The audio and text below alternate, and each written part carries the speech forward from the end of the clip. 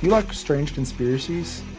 All the different kinds, aliens, Bigfoot, the Clintons, JFK files, Epstein files.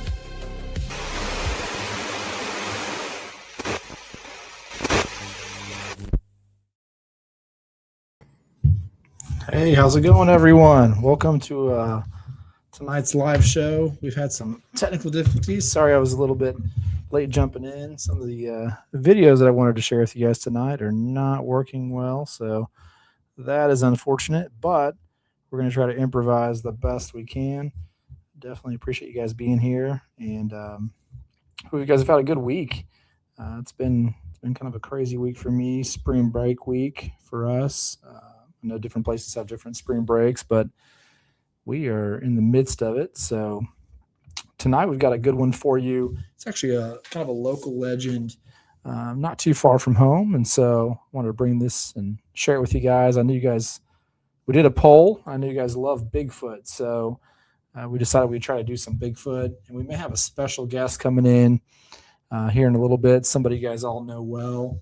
So when he jumps in, we'll add him to the group chat here. And so, what's going on, Wyatt? Franklin, it's good to see you. The Elephant's Foot. Hey, how are you doing? Glad to have everyone here tonight.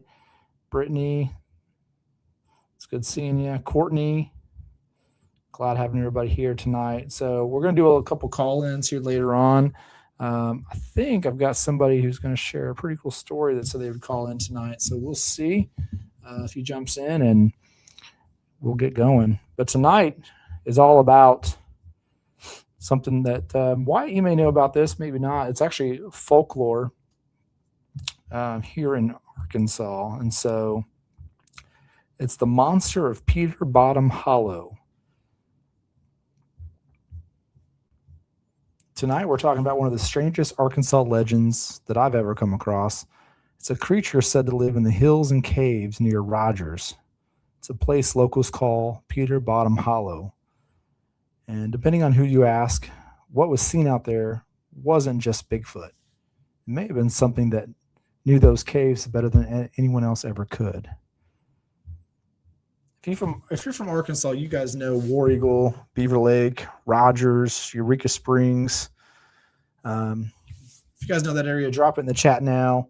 Let's hear that you know that region. I know some of you guys are here semi-local to that area. So where you guys, I know most of you guys are from Arkansas that are in the chat tonight, but for those of you who are not, where are you from? Drop it in the chat now. Let's see where you guys are from. Yeah, this is actually one that it's kind of an old folklore. It's been around for a long time. I've heard it on and off for just a handful of different years. And I had forgotten about it, actually. I had a guy I spoke to a couple days ago, and he's like, you gotta, do you know about this? And he told me, and apparently he doesn't live far from there. And he said that this cave where these things live, Bigfoot or something, is actually still accessible. It's just really hard to get to. So who knows? Wyatt, let's get out there and explore it. So let's see. So there was a huge googly spotted in War Eagle State Park a few years ago. I don't even think I know what that is, Wyatt. You're going to have to enlighten me on that one. Yeah, Eureka, been there a few times. Hey, Chris, what's up? Welcome in. Glad to have you. Yeah, I'm from Narnia, just around the corner past Atlantis. Well, welcome. Glad you could make it. If you could, just share us the location of Atlantis. We'd love to know. So, yeah, let's go. Hey, guys, we got somebody you guys all know jumping in. What's going on, Josh? What's up? What's going on, buddy? How are you, man? Good. How are you? Man, I'm good. No complaints. Been a good day. Yeah. So, no complaints. Telling everybody we're having some technical issues with some of the video files. Unfortunately, I couldn't get any of those to play properly, so that's going to be a damper, but yeah, we're going to have to improvise a little bit. So. Push through, man. Adapt and overcome, right? Just got to push through. Absolutely. Hey, Sophia, welcome in. Yeah, I don't know what a googway is. Wyatt had mentioned it. Are you familiar with that, Josh? I mean, I've heard the term, but I don't know a whole lot about it. Nope. What's up, Franklin? How are you, buddy? Okay, Boone said it's a Bigfoot with a baboon type face that's very aggressive. Okay, Gotcha. Yeah. that may You don't want none be. of that. No, we don't want that. And you got your coffee going tonight? It's water. I can't lie. It's water. There you go. Yeah. Yeah. I've cut way back on my coffee. So, For those of you guys, which I know most of you guys know Josh, but for those of you who don't know, he's a host of the Mysteries Unknown podcast, and he's a great guy, good friend of mine, and we're just glad that he jumped on here to hang out with yeah, us. man. Yeah, dude. Want to come on and say, hey, what's up, Boone County? How are you, buddy? And Sophia, it's good seeing you as well. Yeah, appreciate good to see you too. So we're just talking about tonight the Peter Bottom Hollow. It seems to be, Josh, not a well-known Bigfoot encounter. It's actually near Beaver Lake in Rogers, Arkansas, so not too far from home. Yeah. And it's kind of an interesting encounter, interesting folklore that's been going on for several years. And so go ahead. No, I was just saying I've not heard of it. So when you told me about that, I was really interested because that's not been on my radar at all. So that's super cool, man. Yeah, it's not been on mine either. And like I said, I had somebody mention it to me lately, and it kind of brought back some things I'd heard over the years that I guess I had just forgotten about. And it's kind of tied to around this cave system. Arkansas is one of those places where if something wanted to stay hidden, it absolutely could. Yeah, for sure. A lot of cave systems in here. So kind of dive into it, but so Peter Bottom Hollow is believed to be near Rogers. It's near War Eagle, near Beaver Lake, near Eureka Springs. It's very dense woods. There's a lot of caves, bluff lines, ravines, hidden hollows. It's a very wooded area, and some of you guys I know are not too far. Boone County, you know exactly what this is like. So it's not flat country. This is cave country. It's definitely a terrain where things can disappear. You could be 20 feet from something and never know it, especially in the thick brush out there. It's true. Heat of spring, summertime. So you know all about that, don't you, Josh? Yep, man. Definitely know. I know a lot about that, man. For sure. So I got a question for everybody. You included, Josh. So would you guys Okay. be down to go into some Ozark caves at night with the dense and like crazy cave systems that we have? Would you guys go at night? Would you venture into a cave? Man, I don't know. As much as I've seen, and I think that these things live in those cave systems sometimes, I don't think I would, man. You know, I don't know, man. I have to really think about it, but Yeah. that's my answer. What's up, Fair Brittany? enough. It's good to see you. Skitter's good to see you too, buddy. Yeah. What's up, Skitter? Just saw you in there. Glad to have you. We actually may have somebody call in. Somebody that used to live in Washington State, Skitter, so not too far from your neck of the woods. Chris, is Scott still planning to call in later on? See if he's still in the chat. We'll take some open calls later, but just wanted to see if he's in here because he's going to share a pretty cool encounter he had. So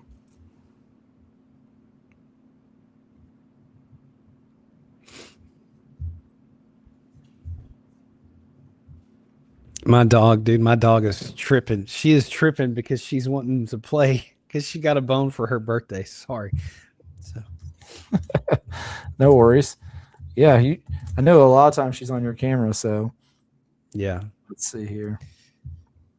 Yeah, it's a bummer, these darn video files. May just have to share my screen and see if I can't pop it up that way because I had some really good Bigfoot files I was going to share, but some of the more popular ones you guys have probably seen before. So it's out past Rogers. This is where Peter Bottom Hollow is. It's past the last gas station, past the last stretch of pavement. The hills rise, the trees get thicker, and the roads stop feeling like roads. And they start feeling like paths people don't use anymore. Somewhere out there near War Eagle Creek, it's a place that locals call Peter Bottom Hollow. No sign marks it. No map names it clearly. But if you talk to the right people, they'll tell you that it's there. It's a low place in the hills surrounded by bluffs, cut through with old game trails and dotted with cave openings that disappear into the earth. The kind of place where sound doesn't carry right, where the air feels cooler even in the summer, and where, according to a handful of people, something has been seen more than once. It started, at least the way it's told now, with a man driving home late one night. He lived out there most of his life, knew every turn, every tree line, every bend in the road. It wasn't new territory for him. It was just after midnight, no traffic, no headlights, no noise except gravel under his tires. And then, up ahead, he saw something standing just off the road. At first, he thought it was a person, tall, still, standing right at the edge of the tree line. He slowed down, not because he wanted to, but because something about it didn't feel right. As his headlights got closer, the shape didn't change, didn't move, and it didn't even react. That's when he realized this thing was big. It's too tall to be a man, too wide across the shoulders and the arms. His arms hung low, unnaturally low, almost down to its knees. He said the moment stretched, like time slowed down just enough for his brain to catch up with what his eyes were seeing. And then it stepped forward. Just one step, and he could smell it. Not a faint smell, not distant. It was an immediate smell, like something dead that was left out for too long, mixed with wet fur and something sharp, almost chemical. It came through the vents of his truck, and then he saw its face. Not very clear, but he saw it just enough to describe every detail. The eyes reflected the headlights, but not like a deer, not like any animal he'd ever seen. They were lower, more forward, focused. It wasn't startled, confused, it was aware. He said in that moment he didn't feel like he had found it. He felt like he had been standing there, watching the road, waiting for something to come by. Maybe even it was waiting for him. Then it turned and stepped back into the trees, and just like that, it was gone. No crashing through brush, no heavy footsteps, just gone. So he didn't follow it. He didn't get out of his car. He didn't even really want to stop. He just kept going. He drove straight home. But over the next few days, things just didn't feel right. The woods around his property felt different. They were quieter. And then a neighbor found one of his goats dead, not eaten clean, not dragged off, just torn open. There was no clear tracks, no signs of a predator anyone could explain. And that's when the man went back. Not at night, not alone in the dark, but during the day, the exact spot he had seen it. He stepped off the road into the tree line, pushed through brush, maybe 20, 30 feet, and that's when he saw it. An opening in the hillside, a cave. I'm going to pause there, jump back in the chat for a second, but it's just kind of setting you guys up for the story because a lot of it revolves around this cave. And the exact spot of this cave, I don't exactly know where it's at, but I know somebody who claims they do. I'm trying to convince Josh or Wyatt or somebody local enough. Let's go and let's find this cave. We could find it. I mean, definitely we could find it. You know, we're both pretty familiar with that area, so, but I don't think it'd be that hard to find. Yeah, I would love to. So maybe we have to set up one of those. We'll do a live show where we go find this cave. Wouldn't that be wild? Yep. Wyatt's ready to go. He's ready to go. I still got to go out on the boat with you, Wyatt. I still have to make that happen. Yeah, that would be a good time. I know he does that a lot with one of his friends, and so that sounds like a good time. Mm-hmm. Yeah, hey, Chris, you could tell him to go ahead and call in if he wants to. We can get back into the story, but definitely have him call if you like, and we can hear his story. So pass the number along if he's not in the chat. I don't think I've seen him in the chat. So yeah, Franklin, you want to help too? We can have a Let's take all of us out there. Literally, Courtney says I've literally agreed to go like 3 forests to find paranormal stuff with you at this point. Yeah, we could definitely find it. I'm trying to. There's a few places I want to visit. I'm just trying to drag Josh with me, and sometimes that's a hard feat to do. Well, if you've seen as much as I've seen, man, it's like I've already had more encounters than I bargained for, and so I'm like, well, the last thing I want to do is go out and look for these things. So, um, yeah, but I know that Wyatt is up for it, and Franklin probably is. Um, but you never know; you might catch you in the right mood someday. So, Yeah, yeah. Actually, Wyatt said he hasn't got out much yet. Once on the boat, we had a little activity. Well, feel free to call in whenever you want, Wyatt, and share that new activity. If you got anything new that you'd like to share, it'd be awesome. We're actually going to have so Wyatt in one of our future episodes. that's good, man. Wyatt's a great dude, really good. I got to ask you, man. Like I want to know your thoughts. We've talked a little bit about this, but what do you think Bigfoot is? What's your thoughts on that, man? I know we've talked a little bit, and you've got some pretty good theories, but I'm sure everybody would like to hear what your thoughts are on it, man. Yeah. No, it seemed like it's always evolving and changing to some degree. At first, I didn't think Bigfoot was even flesh and blood. Um, I thought all things were kind of connected. Dogman, Bigfoot, aliens. Maybe they're just shape shifting in nature, and they can kind of be whatever they want to be when they want to. And so, um, my first thought's always that it's just demonic, or they're interdimensional beings that could just jump in and out of our dimension. That was kind of my first thought. But after talking to so many people, I feel like there may be a flesh and blood Bigfoot. Um, and maybe there's one that's not. I mean, I Right. really don't know. I could speculate all day, but I just want to. I'm the kind of guy. I say this, and hopefully one day I'll get the opportunity. But if I see one, I'm going to get the best picture that's ever taken. You may not ever find me after that, but I guarantee I'm going to try. Well, all you can do is try. That's true. That's all you can do is try. 2,000 miles from me. Hey, Phantom Messiah, how are you? Glad to see you in the chat. Hope you're doing well. Definitely. It's always good to see you. Yeah. Yeah. So tell us, Josh. I mean, what your? I know you've probably told everybody before, and you shared this, I'm sure, on your channel, and I think I've heard you share it to me a few times. But what is your take? What do you think Bigfoot is? The true statement that I have come up with, and it's one of those things that it does change over time, and you don't We're get getting a call. I'm sorry, yeah, dude. take that call. Mind if we take No, this? you're good, man. And Yeah, we'll jump man, back take into it. that. Hey, welcome to the show. Thanks for calling in. Hello. Hey, hello. Hey, Cody. Hey, Scott. How are you, man? I'm doing well. How you doing? I don't want to interrupt your show. No, I'm glad you called. We do call-ins, and I didn't realize that you had an encounter before. Otherwise, we would have had this conversation a long time ago.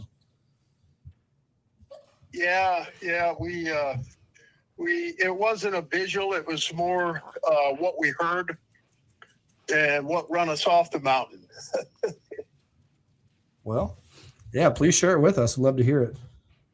Okay. This took place in Clatsop County, Oregon, on Green Mountain. It's kind of in between Jewel, Oregon, and the Columbia River. We've been going up there for about 5 years on the weekends. A friend of mine I met in Astoria. He was a business owner. His dad was a college professor, and they were really big into petrified wood, agates, rock hounding. And we went up there one afternoon, and we found this place several years ago, and it was a beaver pond, a high elevation mountain beaver, and we would locate the source of the water coming off the tops of the mountains. And we dug tonnage of petrified wood, all different types, carnelian agate. We were getting lots of jasper, a little bit of everything. It was a huge deposit area. And we went up another time. We took our wives got up there in the afternoon. He went to another location about, I'd say, half mile from us, and I went to the original spot. He was checking out another one. And it was getting dark, and I was getting worried because he was supposed to have been back. And as you know, keep in mind, this place is extremely hard to get to. The only way you're going to get up there is with a side-by-side. And you better have a chainsaw with you and all 4 tires to chain up with 4-wheel drive. And we were on a side-by-side, and we drove out, left the site, went out to a path that we took to get up there, and we just heard the screaming that started. It was right about dusk, and it was just loud scream. And it was the kind of scream that just made your skin crawl. Both my wife and I had chicken skin. Never heard it all the times I've been up there, but it kept getting louder and louder. So I told Deborah, I said, hey, let's just take off. I think I can find him. We cut through the mountain and went to the back side of the pond and found him and left. And that was actually the last time I was up there. But what really creeps me out is I really investigate Bigfoot a lot. And I heard the Ohio screams, and it's the same scream that I heard on the tapes of the Ohio screams. Wow, that's awesome. So the scream, I mean, when it screamed, did you just stop you in your tracks, or did you feel it through your whole body, or? Well, we picked up our rocks. We had a lot of material. We packed them back to the side-by-side, which was probably 2 blocks away from the beaver pond. It's the closest we could even get from there. I mean, it's not like a regular pond. It's like a spring on the top of the mountain. It holds a little bit of water, and then the river goes down. It takes about an hour and a half just to get to the top of this mountain. And this material is in the beaver pond, so it's really hard work to get it. We know years before that, we've dug a lot of stuff out of there, and we've had a trail cam my buddy installed up there, and we had black bear on it, and we also had mountain lion that were coming to the area drinking. But we never had an encounter with anything except animals, except that night when we loaded up the side-by-side, drove out, we stopped from the beaver pond maybe 2 blocks and just shut the machine off, and I knew he would be able to find me where I was parked. And that's when the screaming started. It went in intervals about every 2 to 3 minutes. It would let out a bellow, and you could tell it was getting closer to us. And I felt like something was telling us it was time to go. So we kind of blazed another trail. We found them on the other side of the pond, told him, and it was getting dark, so we just left. Wow. And he passed away. I ended up moving down here. I retired, and he passed away. I did go up the mountain one other time with his brother-in-law, and we went up there to memorialize him and drank a beer right at our original dig site. And since we had left the area, a logging company came in there and totally devastated the area, and they're going to log it. Man. It's so remote. I tell you, it's so remote that the black bear in that part of Oregon are huge. I mean, they're huge deer. It's not rare to get a 600 or 800 pound black bear during hunting season down there.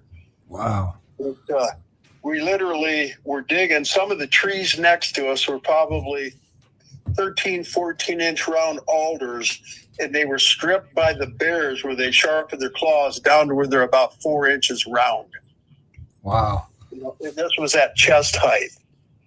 So we know there's bears in there, and I've heard mountain lion.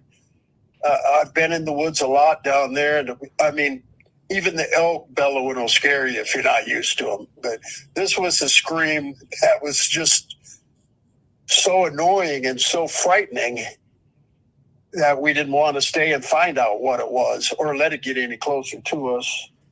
Absolutely. But later on, later on is when I started listening to the Ohio Screams, and it's definitely in the same category. Wow. No, I appreciate you sharing that, Scott. And again, I didn't realize you'd had an encounter. Even hearing something like that, I mean, I've never had one. And so I just appreciate everybody who has had one willing to share, and I appreciate you calling in. Oh, you bet. You should definitely jump in the chat with us and talk. If you got YouTube, just jump on there and you can check us out on YouTube. Yeah, will do. I interested in hearing your theories. I've been kind of looking into that and reading a lot about it, and I think I take more of a biblical approach towards it.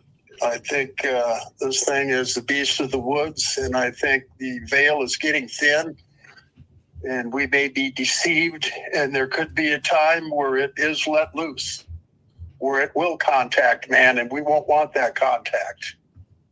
Oh, absolutely. That's definitely a good way to look at it. And yeah, we don't want that contact if we can avoid it. So, Yeah. man, I appreciate you, Scott, calling in and jump in the chat and talk with us. And definitely would like to hear from you some more. And I hope you have a good evening. Thank you for calling in. You bet. Thank you for the opportunity, Cody. Yeah, thank you. You bet. Bye-bye. Yeah, Definitely agree with that guy. Yeah, that's actually it's actually my brother's dad. So he's Oh, cool. from Washington State. He lived in Oregon. I used to live out there when I was young, and so he lives up in Arkansas now. But he definitely has some. He's been in the woods a lot, and so Yeah. kind of in Skidder's neck of the woods to some degree. Very cool, man. Very cool. Yeah, missed Awesome. a lot of people in the chat. Daniel, good to see you, man. Appreciate you jumping in and seeing you. I guess I hadn't heard from you in a while, so I figured something was going on. You were moving, but I hate to hear that you're sick. I hope you get to feeling better really soon. It's not fun. No, we're hopefully almost out of season there for a lot of this illness. But oh, there we go. What's going on, Robin? Appreciate you jumping in the chat. Ashes, what's going on? What's up, Ashes? Daniel, what's up, my Tim. friend? I love you, buddy. Yeah. What's up, Daniel? So appreciate the support, guys, and you guys jumping in. So if anybody else wants to call, let's see if I may have had another missed call. Let's check here.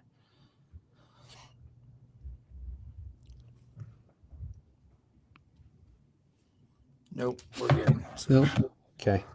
If anybody wants to call, leave the number on the screen. But for all the guys who jumped in here while we had that call, tonight we're talking about the Peter Bottom Hollow. This is not a super well-known kind of folklore tale that a lot of locals believe it to be real. I've definitely heard it before. Like I said, it's just been so long, and it kind of was brought back to my attention.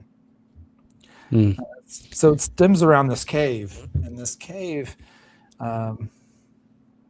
it's small from the outside. It's easy to miss if you don't know where to look. So he went back in the woods after he had this encounter with this Bigfoot or something he thought was like a Bigfoot when he was driving home, and he decided to explore because his goats were coming up, dead, and the way they had died was very not like any other kind of animal who would have killed his goat. So he decided to go and check it out in the daytime where he had saw this thing, and that's where he found this cave. So as he stood near the cave entrance, he felt something he couldn't explain, cold air moving out from inside it. It's like the cave itself was breathing. He said the deeper he looked into that darkness, the more it felt like something inside could see him, just as clearly as he was trying to see in. He didn't go in. He didn't even take a step closer. He just stopped driving that road at night because something about it had changed. Not the road, not the trees, just the feeling. Like whatever he had seen wasn't passing through wasn't wandering, it was living there. And if it's true, then it knew those hills, those woods, and those caves better than anyone ever could. And maybe the reason people don't find answers out there is because they're looking above ground, when whatever this was may have never needed to leave the darkness beneath it. So that's just kind of setting you guys up. The folklore really evolves around this guy seeing a Bigfoot on his way home. And throughout the years, this cave, again, I don't know the exact location, but I have an idea, kind of from what a local had told me, where this could be. It's kind of a cave that's now harder to get to because of all the new roads and stuff. And there's been some folklore that this thing that he saw is still living out there in this cave, and there's been other sightings. And so it's definitely something that I think would be cool to examine. It's not a story that really has a lot of depth past that, but it's just another Arkansas tale of Bigfoot, and we're in the Ozarks, and man, Josh, So much. The Ozarks are weird. Oh man, yeah, they're weird. There's a lot of weird stuff out there. Plenty of places for these things to hide. Lots of cave systems. So, yeah, I'm surprised that hasn't been on our radar. I've never heard of that story before until you started talking about it. But pretty interesting, man. I don't think it. I mean, maybe it'd be hard to find that cave. I mean, there's a lot of them. But if you have an idea and have some kind of connection to it, then it shouldn't be too hard. I wouldn't think. But I'm like you, Skidder, man. No caves for me at night, man. I'm good. I'm definitely good. No case for me. Yeah, man. I don't. I've been in a cave at night. Had pretty good flashlights with me. Didn't go very deep in, so. Robin called me a chicken.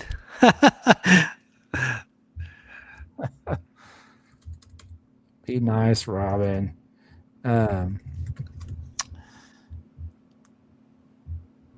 Yep. Tim, it's good to see you. Tim, glad to have you in the chat. Let's see. Dano, don't do caves. No? Come on, Dano. We'll get you down to Arkansas and we'll do some caving together. I know a couple of good ones. Yeah, giants have been seen on mountains and caves as well. I don't know where that's at, Cinia, but you guys have probably all heard the story of the there's some video of this guy who apparently went missing after he shared it. Where he's examining this cave that's like off the road. It's up on a hill. And apparently somebody had seen this like cave open like a door and come out of it. You guys may have seen that, but I saw that video not long ago. And I mean, it definitely kind of looks like a door to some degree up there. Hey, Kristen. Finn does caves. That's great.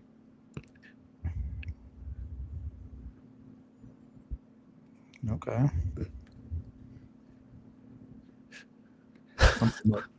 Daniel, did you read Daniel's comment? Oh my gosh.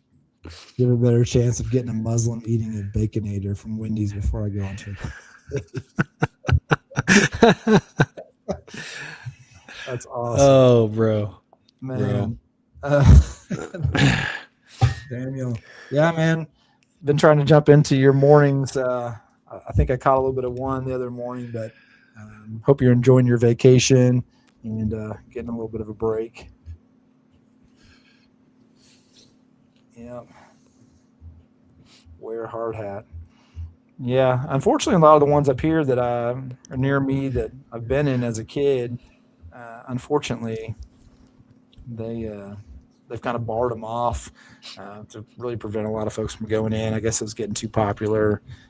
People going in, getting hurt. So there's still a few that are not as well known that don't have the bars up, but they're probably going to do that soon. Yeah. Well, as much growth as we have in the area, it's like, yeah, they just, they're going to have to because they need expansions for roads and, whatever else. But it's unfortunate, man. I do hate that part of the growth. Yeah, man. Earlier, Josh, I was when Sky High called in, I was watching your screen. I saw shadows moving around. I hope that was just your dog, man. So Yeah, that's Ray. Walking back and forth. Yeah. all right. I'm good. You never know, man. I know some people No. say they see some stuff at the window behind you sometimes. So Oh just man, they checking on always you. tell me that. Yeah. Got your No, I'm back, good. man. I'm good. Unless I see her laying over there, then I'll be like, hey man, I'm coming to your house tonight. So Yeah, come on down, dude. We'll build a fire. Let's see. I was gonna try to find for reference. Yeah, the giant door in the middle of the forest. So let's see if we can. Yeah, I'm gonna share the screen. I want you guys to. This is what I was just telling you about the giant door. So you guys check this out and tell me if you've heard of this before.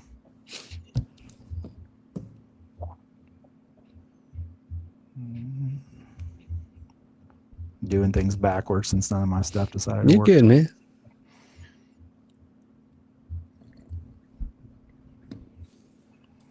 Just bear with me a minute.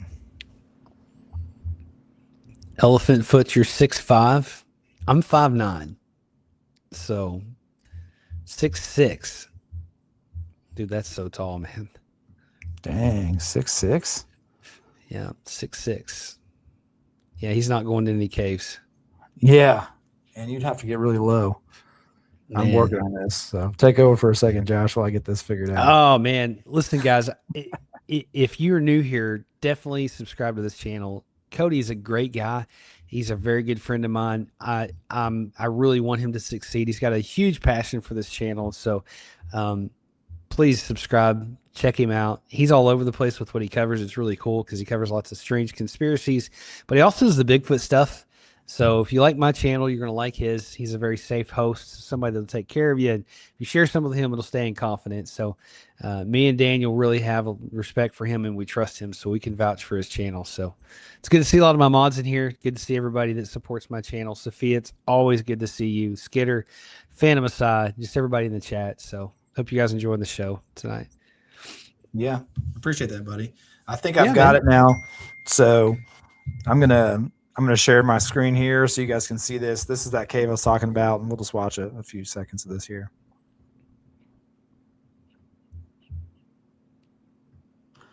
We turned off Highway 20.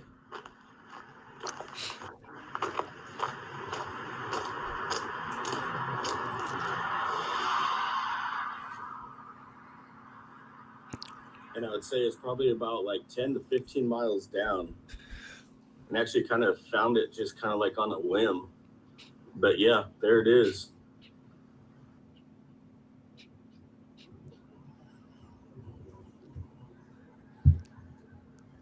Can't see it, Cody.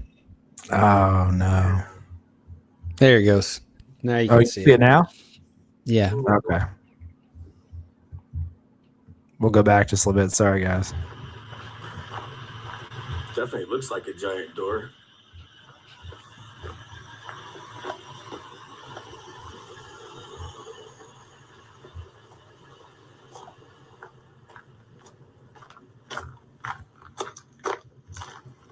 Yeah, and this is on Courtsville Road. We turned off Highway 20.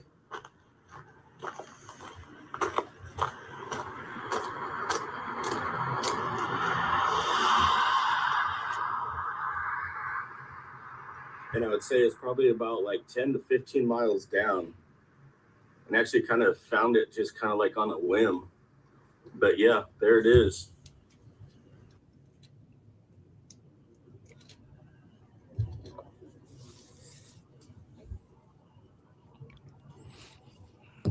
Yeah. Pretty cool.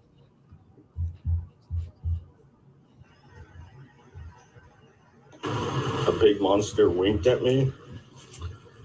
I don't know if you can read that. So I just wanted to share with you guys. I'm glad you told me that, Josh. Otherwise, nobody would have seen it.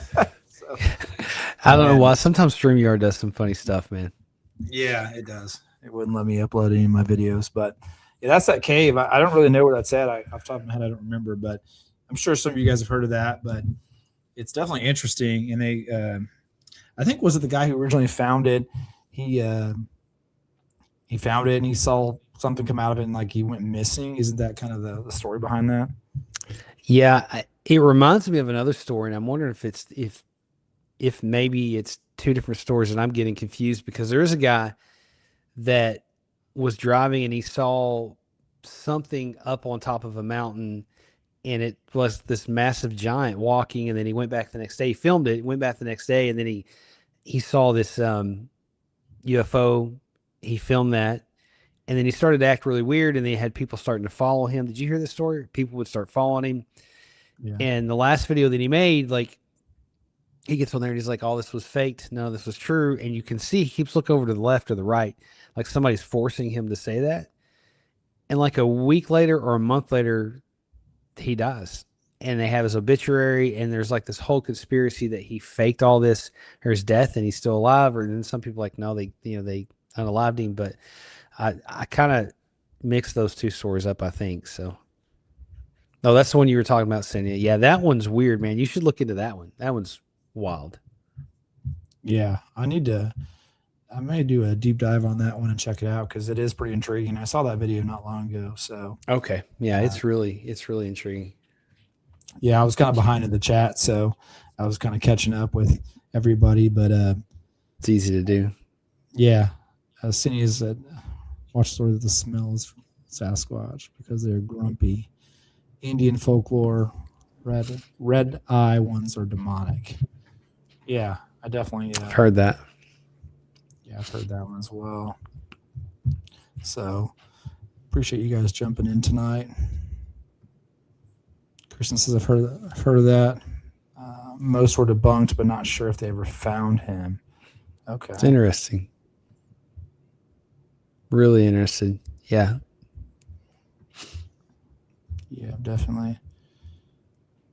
Courtney says, let's go, Robin. We can leave these boys behind since they're so scared.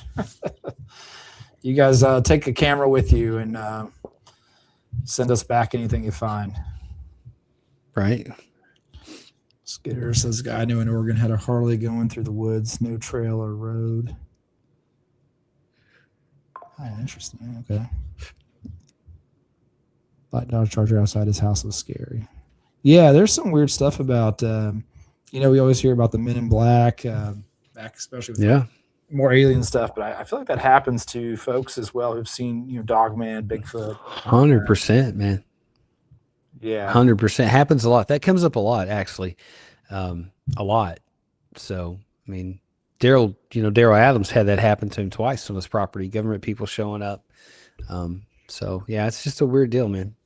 Yeah. I think, didn't he call into your show one time and share kind of that story about that? Yeah. It was last week he called in, and his place is just one of the weirdest places. That place has got so much strange stuff going around in there. What's weird about that is none of that started until he brought prints in, that he cast these prints and brought them back to the shop. And so that's just a weird deal. But yeah, you'll have to look into that story, man. Like, you have to take a deep dive into that. I think that'd be pretty interesting. So yeah, definitely. There's a lot to that. So one thing too I was going to share tonight, we're kind of talking about Arkansas Bigfoot, and I know you've had your encounter as well, and I won't make you share the whole thing, but man, one thing I was going to ask you, and I think a lot of folks have probably seen it on your channel, my channel, and probably some other channels you've done where you've shared your Bigfoot story. But from when you saw Bigfoot staring out that window, I mean, what sticks out to you to this day? Is there like one thing? Yeah, 100%. It's funny because I was working on a video about my story yesterday for the documentary, and I was going back through and watching that. And yeah, I mean, the emotion that I felt from this thing, the amount of hatred that I felt was palpable. It was just like, hey, I hate you. And I really believe the only thing that kept me safe that night was prayer. My parents prayed. I grew up in a home where they prayed, and but the thing that sticks out to me is just there's a few things. How big this thing was, huge, and then just pure amount of hatred emanating from this thing. And I've felt hatred a lot in my life, but this was palpable. You could feel it. So yeah, it's pretty crazy, man. Yeah, that's like I said, I've never had an encounter, so I can only imagine. It was more than I bargained for. And it's funny because I think that you're tagged. If you've had an encounter, you're tagged. Like you're going to, if they're around, they're going to show themselves in some way. Maybe not always, but there's something to that. Cause I mean, I thought so much, why have I had, so many encounters, it just doesn't really make sense. And sometimes I feel like I'm like, it's like, well, you have all these encounters. Like I didn't make any of this up. It didn't ask for it. It just happened. And, so there's got to be some kind of connection there. I don't know what that is, but no, it didn't have red eyes. Like what's strange about my encounter, I just saw the silhouette of it. There was no eye shine. There was none of that, but it was just, I'm sorry guys. I was reading Daniel's comment, 6'2", 300 pounds of what do you have, twisted steel and and sexy appeal. I chug gasoline and piss on fires. That's how I roll. Bro, he is unhinged. What is going on with you tonight, Daniel? Holy freaking cow, man. I didn't see that one. Oh, man. Vacation mode activated for Daniel. Vacation. Listen, that's how he was when he was down here, man. Like, he's just complete. Oh, bro, sorry. It completely caught me off guard. I didn't see that one. I'm glad you saw it. That's hilarious. Dude. Oh, anyway, so yeah, like, if I can get my train of thought back together. But yeah, no red eyes. I saw the silhouette of it. No eye shine. But yeah, it definitely was like, it wasn't happy I was there. I'll never forget that feeling. So, man. Yeah, that's, like I said, one of these days, I think it'd be cool to have an encounter, but maybe at the same time, it wouldn't be. So, no. Hey, that was a good comment. Those vacation mode activated. Sorry, I wasn't trying to cut you off. It's just. Oh yeah, vacation mode activated. That's right, Kristen. And we missed a few things too in the comments, but Skitter and Boone had some people at their place. So Boone said he had a forced service I'm getting all scatterbrained today. It's all good, man. He had a forced service vehicle show up after he did his first episode. That's what he said. So I was trying to find the comment. It's wild, man. Oh, I don't know where he went. I guess I get to take over the show. Uh-oh, he's gone. I was not expecting this. What should we do? Here he is. He's back. Good thing you were on. I guess I thought I was going to take over the show, man.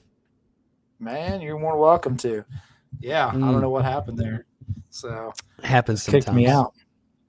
We're talking about, government vehicles and forest service vehicles showing up at your house, and then I get kicked out of the show. So maybe they're watching, man. Maybe. I do have to tell you, man, sometimes I hit, and you'll get this the more you do this type of show, man. Like you get to the point where you're like, I wonder who's watching. Like I've often wondered if they have people in place that watch these type of shows.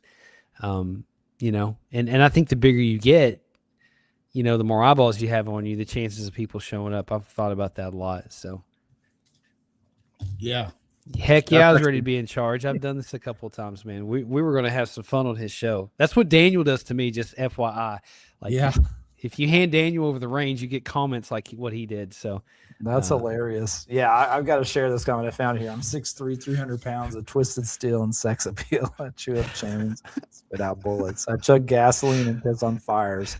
That's my story. Oh, all right. Bro, that's going to be a song, man. Daniel. We're going to need you to write a song about that. Dude, he will too, man. He will too. He will too. That's so funny. Yeah, I guarantee I have lurkers. That's true, man. That's true. Yeah. Hey, good to have you in here. Mish. I'm not going to say that right, but it's good to have you in here. She's just testing you, Josh. Just testing me. Boone says Phantom of Size says it's her. Yeah. No, they do. I'm convinced. Listen, I work for the government, so I completely understand. Like I've seen some of the things that they can do. and it's kind of scary, man. Like it's pretty wild. Yeah. NSA, that's for sure, Skitter. No drinking and texting. That's great. Man. Daniel's feeling the vacation mode tonight, buddy. He is feeling it. Yeah. Daniel, you want a link? We'll jump you in here too. We'll bring you out of vacation mode.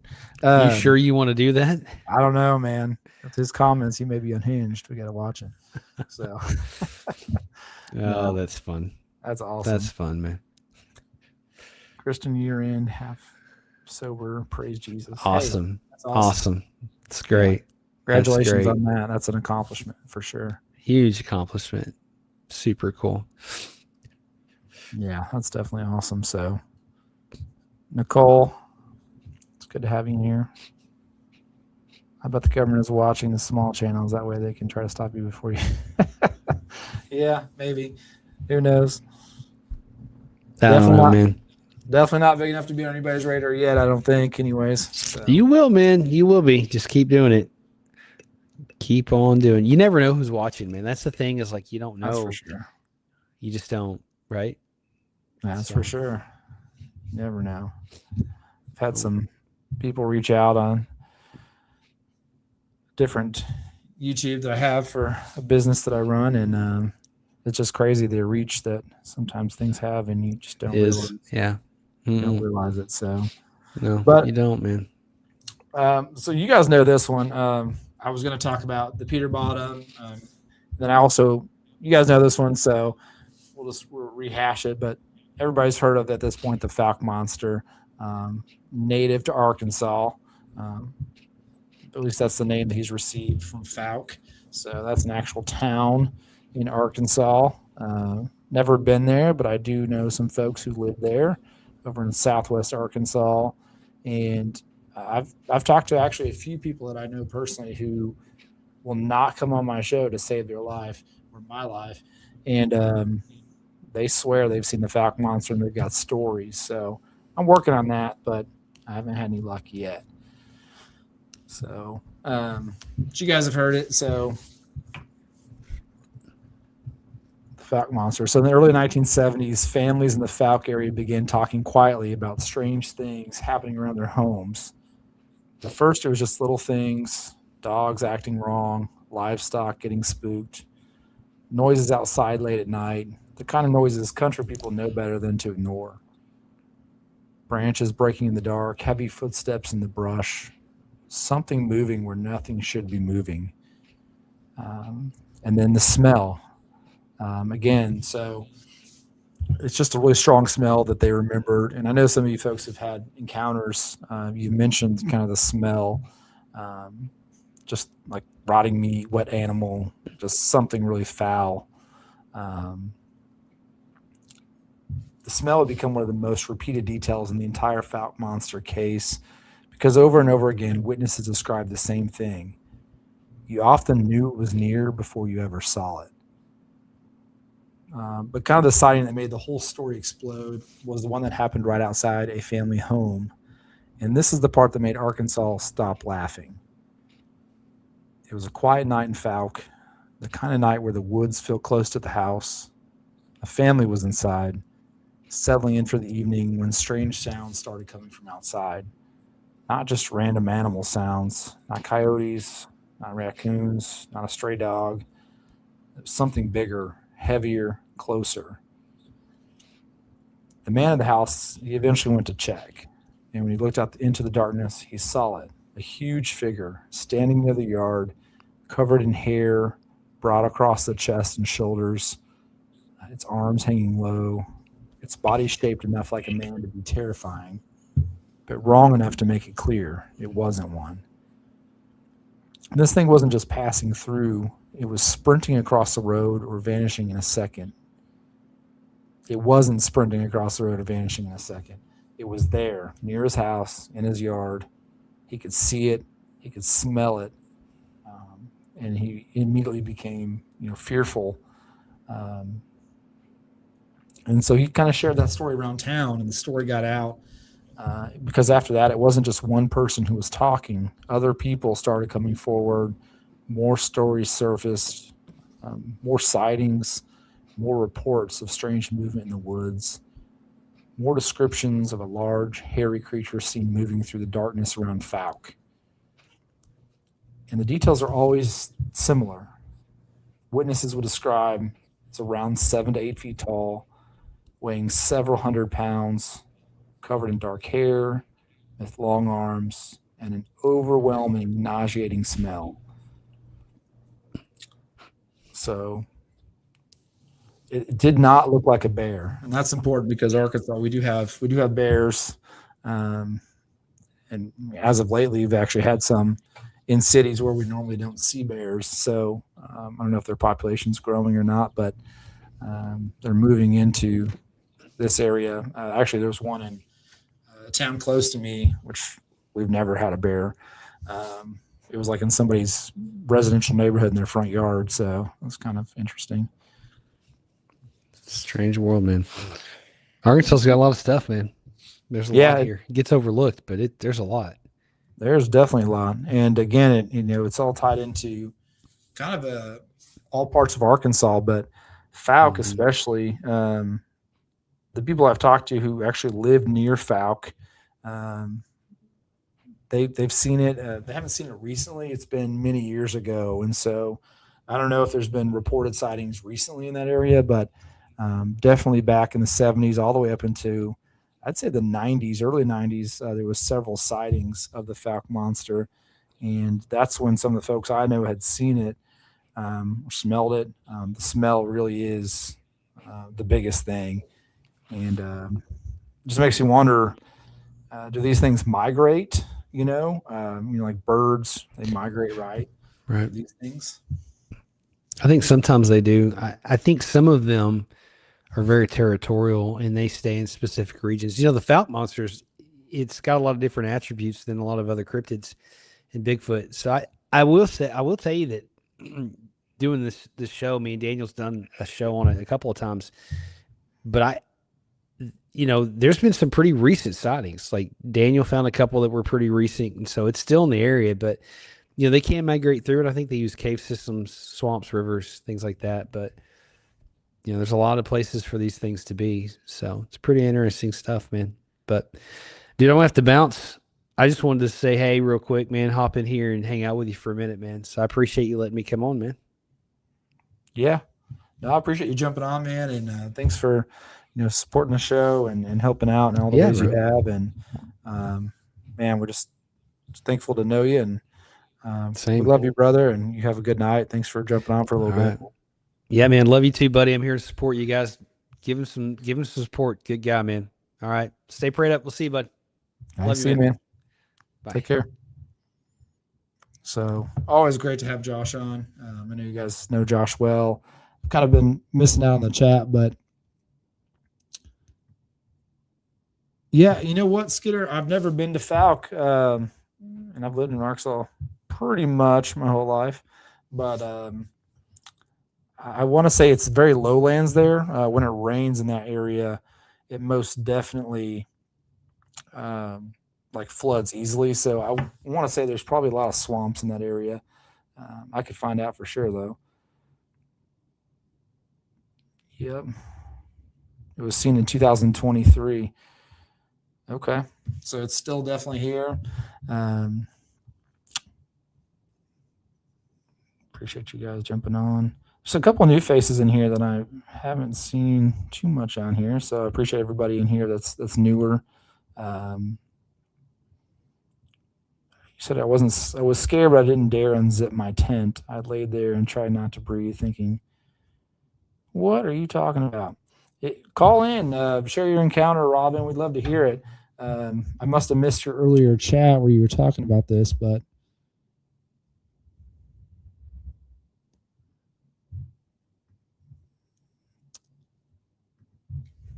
let's see here. Let's all whisper close so we can hear the Falk monster. Yeah. Hey, love to hear it. Love to see it. Be interesting. So I just kind of wanted to go over some of that tonight with you guys. And like I said, I'm going to try to find the location of this Peter Bottom Hollow And if I can, maybe try to find this cave and who knows, check it out. I'm not opposed to going in caves or going hiking to find it. So that would be something I'd be pretty interested in. I do think it's interesting though, Skidder and Wyatt, that you guys had different folks show up at your house, and Boone, like you said, it was after your first episode. So who knows? Could it be just a coincidence? But it definitely makes you wonder. Let's see here. Shelly, okay, awesome. I'm glad you jumped in. Shelly, you're from that area or near that area, so is there a lot of swamps over in Falk? You would be the best one to ask for that.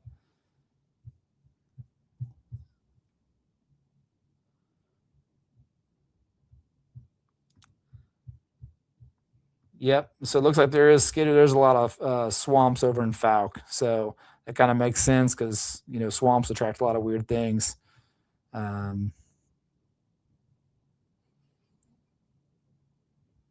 knew it was Wyatt. It was a DM, I bet. I'm just catching back up on this chat. So, Shelly, Falk cop cars still have Bigfoot on the doors. Oh, okay. Let's see.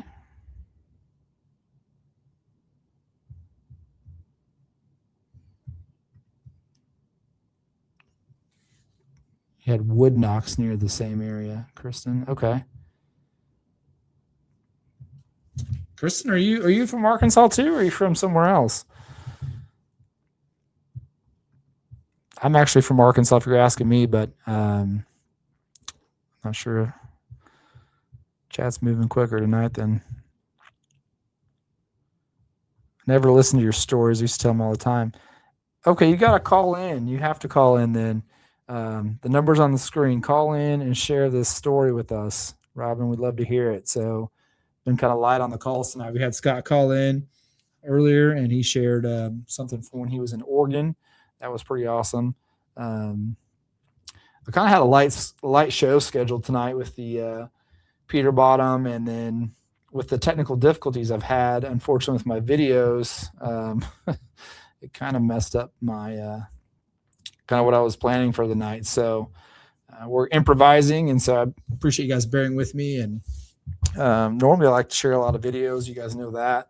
So unfortunately, the ones that I had planned to share, I might still be able to share. They're just not going to be as cool of a format where it's easy for you guys to see.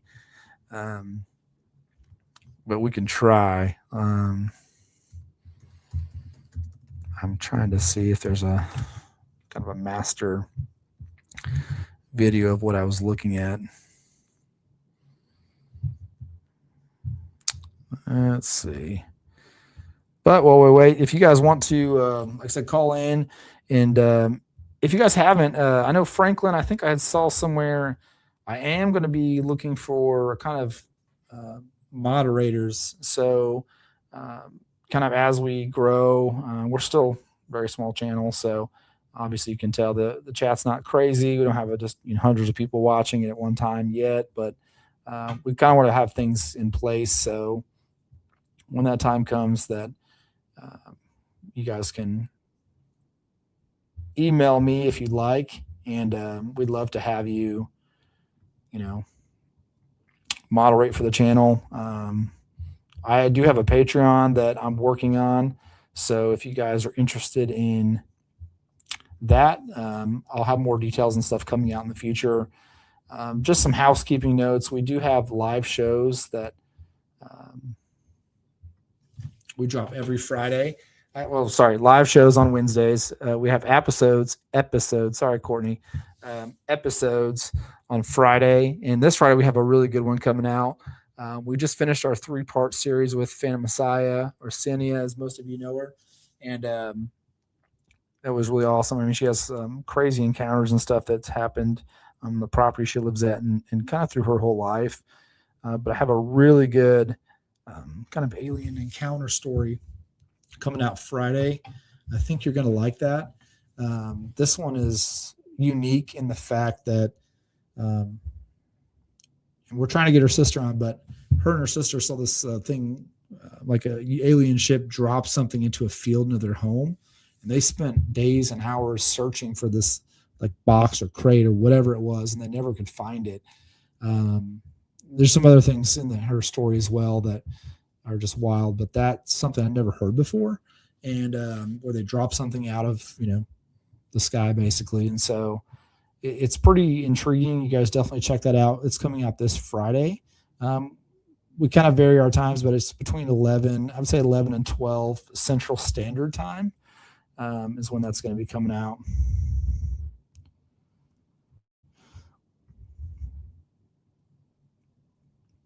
Awesome, Franklin. Appreciate that, man. I will. You can actually, the number on the screen, you can actually reach me there too. So, and we'll get in contact. Appreciate you reaching out. Robin, stay hydrated. We definitely hate to hear you're sick, and hope you get to feeling better soon. That's never going to be fun. Yeah, we're gonna do a pay channel. I don't have enough subscribers yet. I think you have to have 1,000. Somebody's calling us. Hey, thanks for calling the show. Hey, is this Shelly? How are you? Yes, I was trying to answer questions, but it was a little hard, so I thought it would be easier to call in. Yes, the cop cars do have the Falcon Monster on them still. I saw one today. Some of the other ones say I love Falk, and it's not really swampy there, but there is the Boggy Creek area. Okay. So they actually have the Bigfoot on the side of the cop cars. I didn't know that actually. So yes, there's little emblems. They're pretty cool looking. And then the local stores, one of the stores in town, I started to take you a picture because I went through there after I left Texarkana today. I was serving over that way. So I started to take you a picture. There's like one of the Falk stores has a great big wooden statue kind of thing up there in a hammock where you can take pictures. Okay. So, that's awesome. Have you ever had an experience with the Falk Monster? I know you're semi-close to that area. I have not. I've heard stories, but I never personally have. I've just heard about people, hunting in the creek areas and talking about they're out there hog hunting and, rumors of old people just sitting around telling the story. It's always somebody that knew somebody, but none of them know actual names. Yeah, the stories, I've heard stories too, and it seems like there's a lot of them, and I've had a few people that have thought about sharing, but they just haven't worked up the courage to do that yet. So hopefully one day soon. Well, I say that we don't, share stories. We don't make stories. I think we should all meet up and get down there and spend a weekend and check it out, experience ourselves. Yeah, that would be awesome. And so you'll have to, if you send me a picture of that cop car. I'm going to have it. So on the next shoot, if you could text it to me, I'll try to pull it up on the screen now because I'd love to see. I didn't even know that was a thing down there. So you think? Yeah, I didn't take it, but I'll be back in that area next week, and I'll make sure I get you some pictures of the store and the cop cars. Awesome. Yeah, that would be awesome. They'll think it's funny. They love it when people stop and take pictures. So, but I say we all get together, a group of us, and go check out the Falcon Monster and head on over to Girton and check out the Girton Lights. Yeah, there's all kinds of good stuff in Arkansas. We got the Girton Lights, we got the Falcon Monster, we got the crazy stories in the Ozarks, and not too far across the Missouri line, we have the Missouri Spook Lights, very similar to the Girton Lights. Sounds like a road trip. Well, I appreciate you calling in and appreciate you jumping in the chat, and we hope to see you back in the chat. And like I said, I'm glad you reached out because I know you're pretty close to that area. So yes, sir. Well, you have a good night. We'll talk to you soon. All right, take care. You too. Bye-bye. Bye. Yeah, so a good friend of mine, Shelly, she actually lives kind of in that area. So Franklin, just got your message. Definitely appreciate you reaching out. Phyllis Files, hey, how are you doing? Glad to have you here. So I don't know if you've been in the whole time, but we've had some technical issues today, so we had to kind of last minute improvise our show. I had some pretty cool videos to share, and I think I'm going to try to share some of them. They're just not going to be as I'm basically going to have to share my screen and stuff. So I was going to share this one with you guys. This is one of them, at least.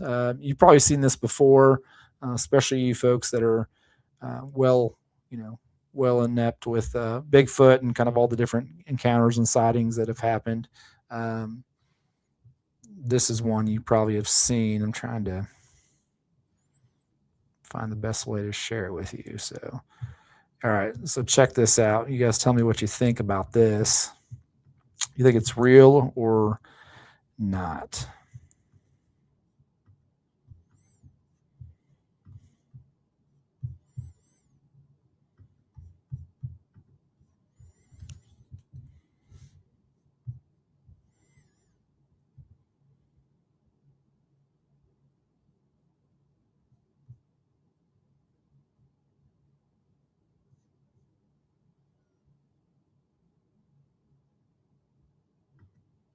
So I don't know what you guys think about that. That's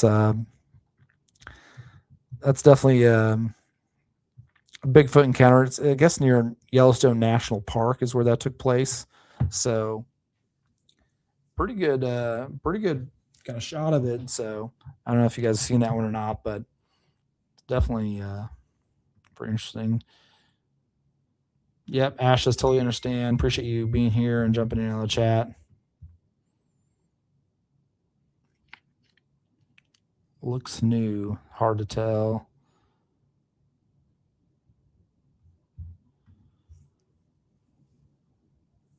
Yeah, with the bow hunter. So definitely appreciate you guys being here. So as we've kind of said earlier, the Arkansas is just kind of crazy with all the different encounters and things we've had. Heck, a lot of the guys that Josh has had an encounter here in Arkansas. Several folks I've talked to have had multiple UFO encounters in Arkansas, Bigfoot encounters. It's just like, I don't know what it is, if it's the cave systems or what, but we just have a ton of different stuff here in Arkansas. I was trying to pull up this other video here. So if you guys want to call in, I've got the number on the screen. Feel free to call in, share any of your Bigfoot encounters. Doesn't have to necessarily be from Arkansas. If you have any that are from anywhere, we'd love to hear it. Okay. Actually, I just got a message from Shelly. I'm going to try to share this with you guys on my phone, but this is the I say Shelly. Oh, Nicole. Awesome. Nicole Olson. So appreciate you sharing this with us. She found it online, but I'm going to try to show you guys if you can see. This is the what the cop cars look like in Falk. So can you guys see that fairly well? Sorry, it's just on my phone, but that's just the side of the police car there in Falk. So it's kind of funny that they play into that. That's pretty funny. So appreciate you sending that, Nicole. So I think somebody asked earlier and I got distracted with the phone call, but we are going to do a paid thing, but that's going to be later.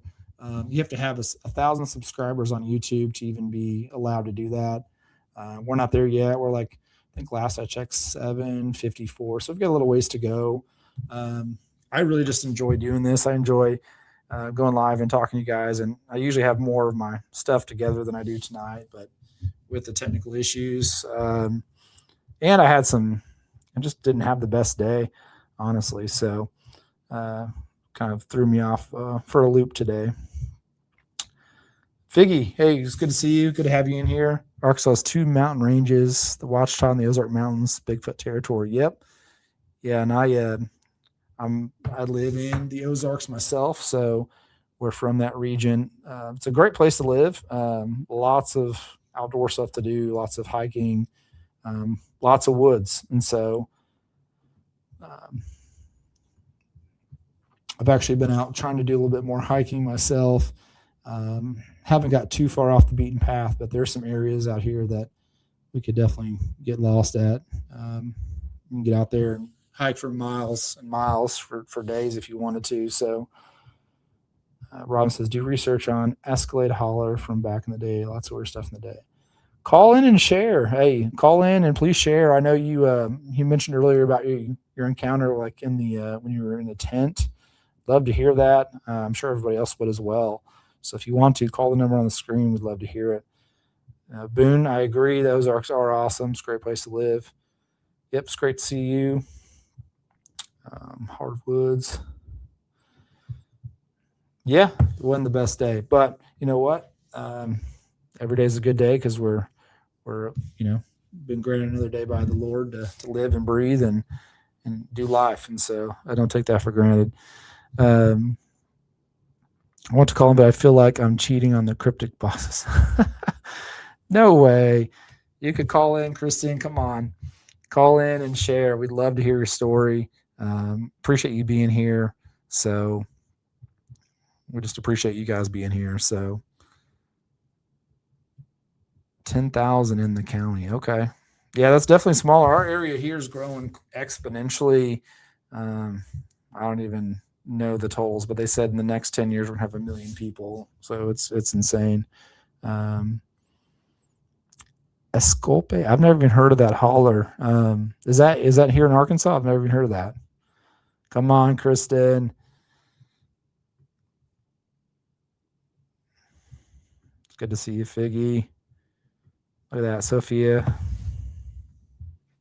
Okay, we'll take a ghost story. Like I said, our channel is very broad. We could talk about all kinds of things. Tonight I just picked Bigfoot because I put a poll out and you guys voted, and Bigfoot was like the number one. And so, oh, nice, Catherine. I appreciate you jumping in. Live in Rogers. Okay. Yeah, I'm not too far from you. So not at all. Yep. We always vote Bigfoot. Yep. There's nothing wrong with that. I am a fan of Bigfoot too. When I started doing this, I was really interested in the conspiracies, and I'm very interested in conspiracies, but to find anyone who wants to talk about that, who has inside knowledge of a conspiracy, because most conspiracies are real, right? You got to be like Sean Ryan or something to bring people on your channel. So I don't know if that's going to work out for me. So we're improvising. We're going to do more aliens, Bigfoot, and some different things. I've got some true crime stuff coming in the pipeline, some documentary. It's a cold case that is kind of close to home. And I know some of the players in it. So it's likely going to get solved, and not by me, but by the sheriff's office. They kind of opened up this cold case, and we're going to share that story. It's a very interesting one, and we're going to talk to the family. We're going to talk to kind of different people on both sides. We're actually getting a call. Let's see here. Hey, thanks for calling to the show. Hey, Cody, it's Skinner. Hey, Skinner, how are you doing? Oh, I'm doing good. I got one you won't believe. No, let's hear it. Okay, I told you the one about we were having to log in the dark over in Idaho. The boss wouldn't let us turn the lights on. And that guy and my neighbor are still logging. But they're in Washington right now. Well, they were coming home from work one afternoon a couple weeks ago. And they say they were going through the Kalispell Indian Reservation coming back to town, and a pickup went past them, and it pulled into it was coming towards them, and it pulled into the tribal fire station just as they were going by, and a Bigfoot jumped out of that pickup and ran up in the timber when it stopped at the fire station. It was riding in the back. That's all the details I've got out of him so far. Man, I think you had told me this, and you said you were going to try to get him to maybe share more, but I guess he's not decided to. I haven't had a chance to talk to him. Well, Man, I appreciate that. I don't know if you were here earlier when Scott called in, but he had a kind of heard Bigfoot kind of over in Oregon, so not too far from where you're at, right? So lots of stuff over there in those woods. Yeah, I didn't hear that. Yeah, I can't remember the county. He said Catapult, Oregon, or something like that. I don't remember the county, but That one was Clatsop. Clatsop. Yeah, that one. So Yeah. There's the western side of California, Oregon, and Washington. It's the Cascade Mountains, and they're all volcanoes, and they're just loaded with Bigfoots. I mean, if you go over any of those mountain passes at night, anywhere up in those mountains, it is creepy. I mean, you feel like the woods are just watching you. absolutely, man. And I know you've had quite a few encounters and different things. You shared many on this show and other shows, I believe, too. So I just It just more stuff keeps adding up, man. Yep, it definitely does. I know you can't get your neighbor to share, Skidder, but have you even told anybody on a live show about your neighbor, the encounter where you sent me those photos where he kind of had saw the Bigfoot that was almost cloaked or was cloaked? Oh yeah. I sent those pictures to some other shows. Okay. And he called me up like midnight. He goes, "Hey man, they're here. I can feel them. They're outside. I can tell they're here." And I said, "Well, just get your camera, man, and go outside and take pictures in every direction." And his porch, it looked like two of them were standing on his porch right in his face when he was taking those pictures. Damn. His porch is like 8 foot square, open, just a couple of posts holding the roof up. And he showed me pictures of a different night, exact same conditions, nothing. That's Your wild picture, it looks like hair to me, cloaked hair. The flash of the camera reflected off of it. You couldn't actually see the hair, but you could see the reflection. It was weird. That is weird. I'm going to try to find that, see if I can't share that on the channel here. Well, I'll guarantee you, not very many people have pictures of something that's cloaked. Yeah. There's a woman over here in the Cascades of Washington. Her name is Barb Shoop, and she's got a YouTube channel. She's got video of one that's cloaked. Interesting. I'll have to check that out. Barb Shoop. Okay. SHUPE. I think I found these photos here. I'm going to try to get them to where I can share them online because I think these would be pretty cool to to show. And this is your neighbor, so well, not my neighbor. The pictures are from over in Idaho. He's South Central Idaho. He's over there by the Frank Church Wilderness area. Oh, okay. And he's been having mind speak with him for years. He'd lost a bowstring. He's got not a compound bow, but a regular old bow, and he lost a brand new bowstring. It's wrapped in a little wrapper, kind of like shoestrings are. And 30 years later, it showed up. He goes down to the river and prays by the river on this one log. And 30 years later, he went down there to pray, and that bowstring was sitting right where he prays, and still like brand new condition. Wow. Okay. Now that's weird. That is weird. And in December, his wife found footprints in the mud down there in the river. Yeah, there's all kinds of stuff going on down there. No, I appreciate you calling, Skidder. I appreciate you always calling, your support, and just sharing your stories you've had. And I know you've had some crazy ones. So, been out in the woods, operating and doing kind of working on skidders and the things that you do. So, yeah, I talked to an Indian guy up in British Columbia. He was running a feller bunch here at night, and it blew a hose, and he had to park it, and he's way up in the mountain. So he didn't want to walk all the way down in the dark, so he stayed in the machine.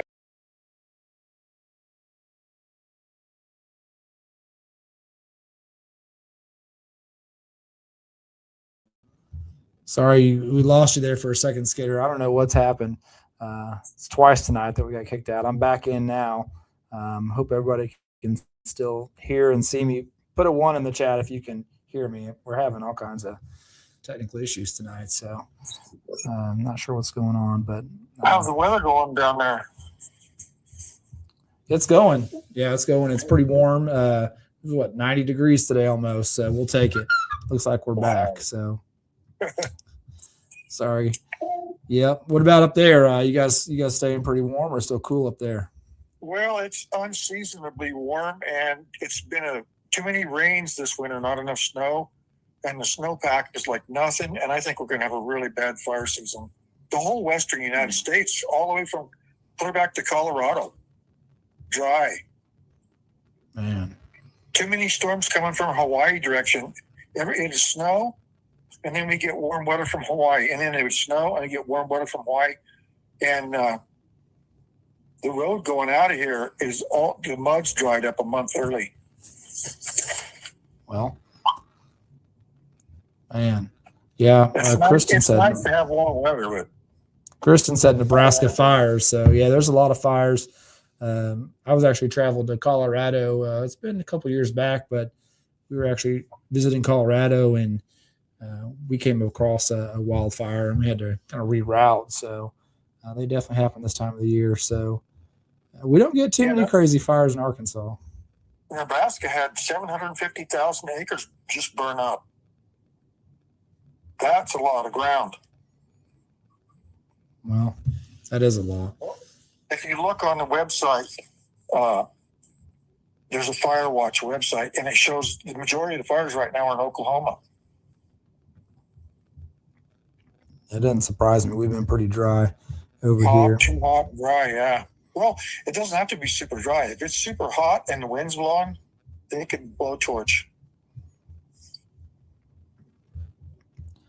That's for sure. Well, I'm going to get off of here, and we'll talk to you later, Cody. Yeah, I appreciate it, Skidder. Thanks for calling in, and it's a pleasure always talking to you. All right, bye-bye. Bye. Take care.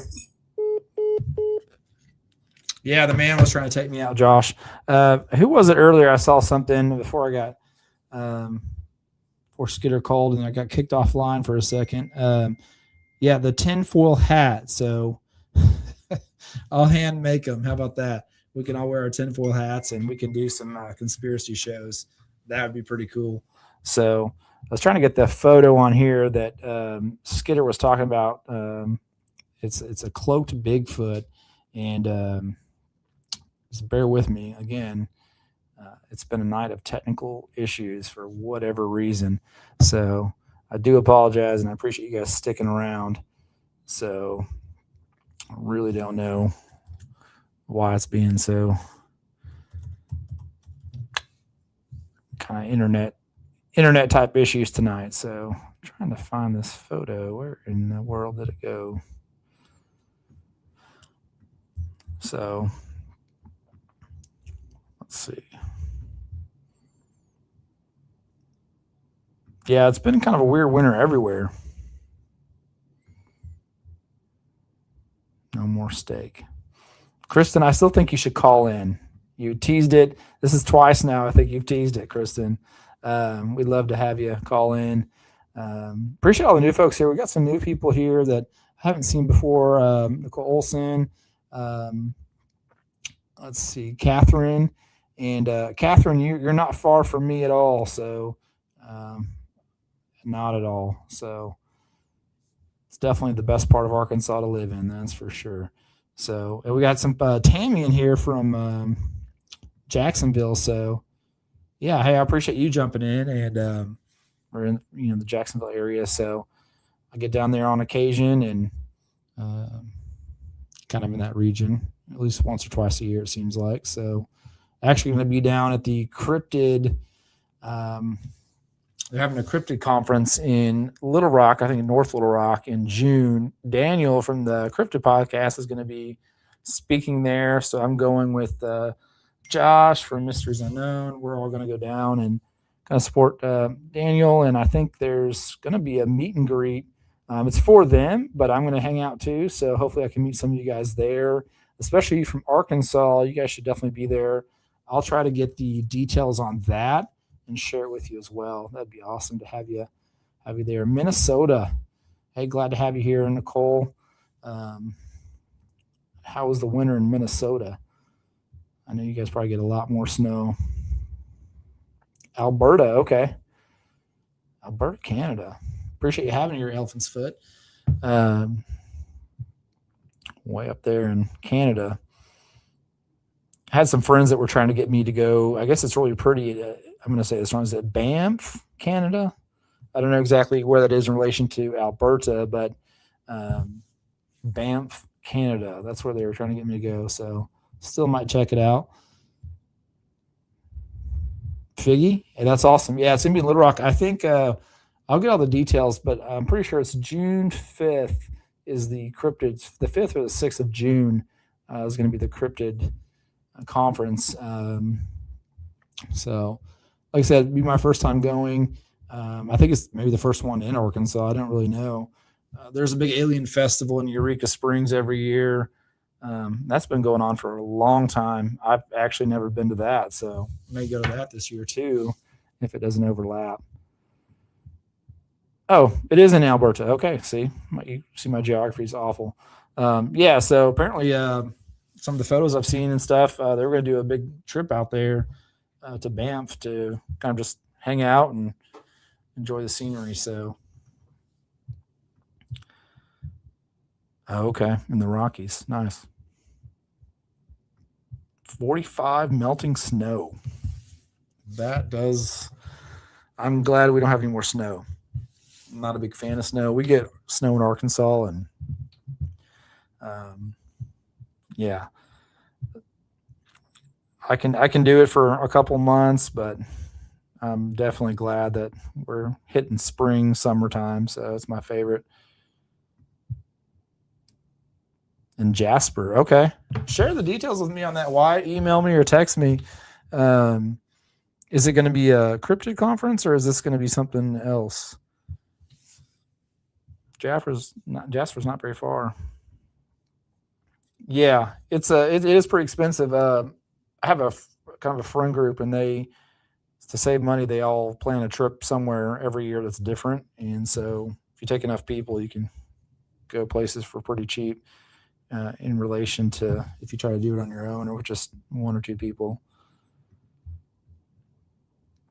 So, Shelly, glad you're still here.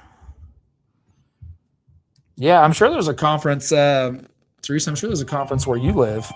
I'm sure there is. There's got to be something in whatever region you're from. So, somebody's calling in. Let's see who this is. Thanks for calling in to the show.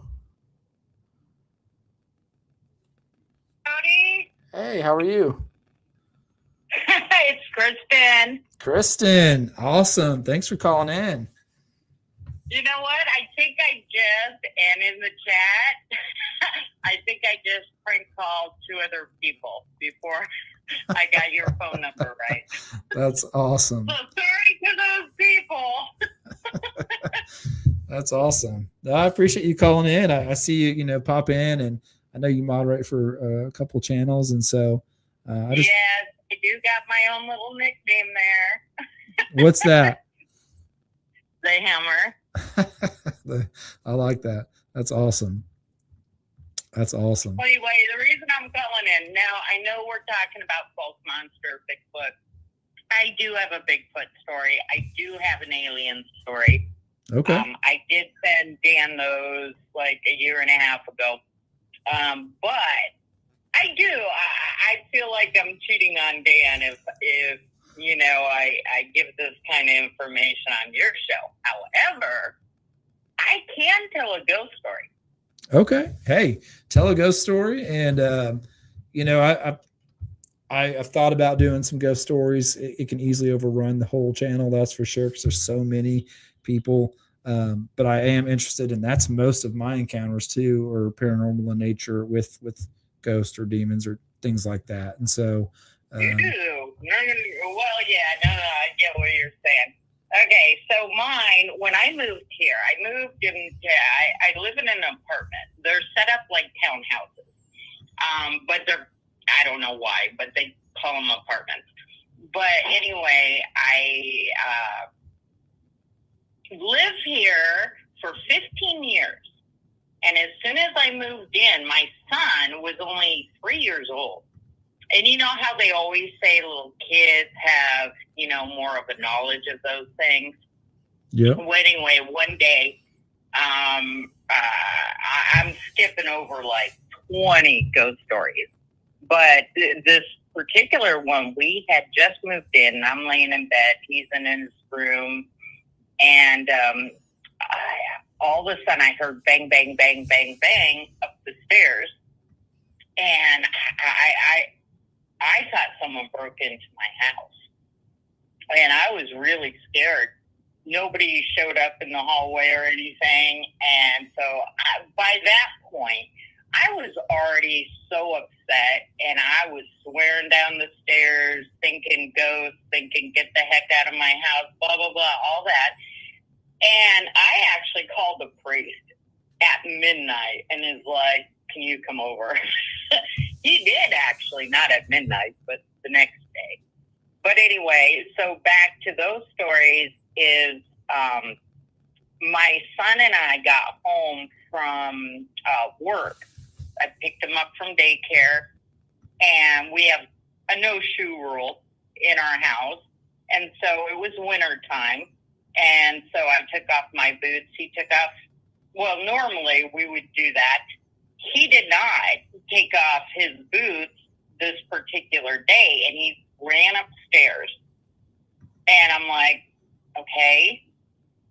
And he came back down, and he said, Mom, there's a man upstairs. Holy cow. Wow. That's he terrifying. said, there's a man upstairs. I rose straight in my kitchen, because that's the back door, and it goes into our kitchen where we were taking our boots off. And I froze, and I said, did you ask him if he wants to come downstairs? I said something silly, but I was so frozen. And he says he doesn't want to come downstairs. Oh my goodness. That was just ridiculous, crazy. I was so terrified. And so I told him, I said, you stand by the door, because, obviously the kid still had his boots on because he ran upstairs. And I said, I'm going to go upstairs. I'm going to look. If I yell, run, you need to run. Oh, that makes me want to cry. But that seriously is what I told him. And so I was so scared. I went upstairs. I looked at everything. And there was nothing there. I looked through all the closets, bathroom, what we all do, shower curtain. And, nothing was there. Thank heavens. And I came back down, and it was all good. But anyway, what goes with this story is he came down, my son came down in the middle of the night also. And I'm kind of giving you guys a little glimpse of two different stories. But I heard the bang, bang, bang up the stairs again. And when I got really angry and mad, my son heard me. So he must have got out of bed and followed me downstairs. And he looked at me. I didn't know he was behind me at the time. And he looked at me, and he put his finger up to his mouth, and he said, shh. And he pointed to the door, and he said, he's sleeping. Wow. Oh my gosh, I was totally out by that time. That's where the priest came in. That's terrifying, honestly. And that's the house you live in now? We still live in the same place. Yeah, I've been here now 15 years, so he's 18 now. But when all this happened, him being young,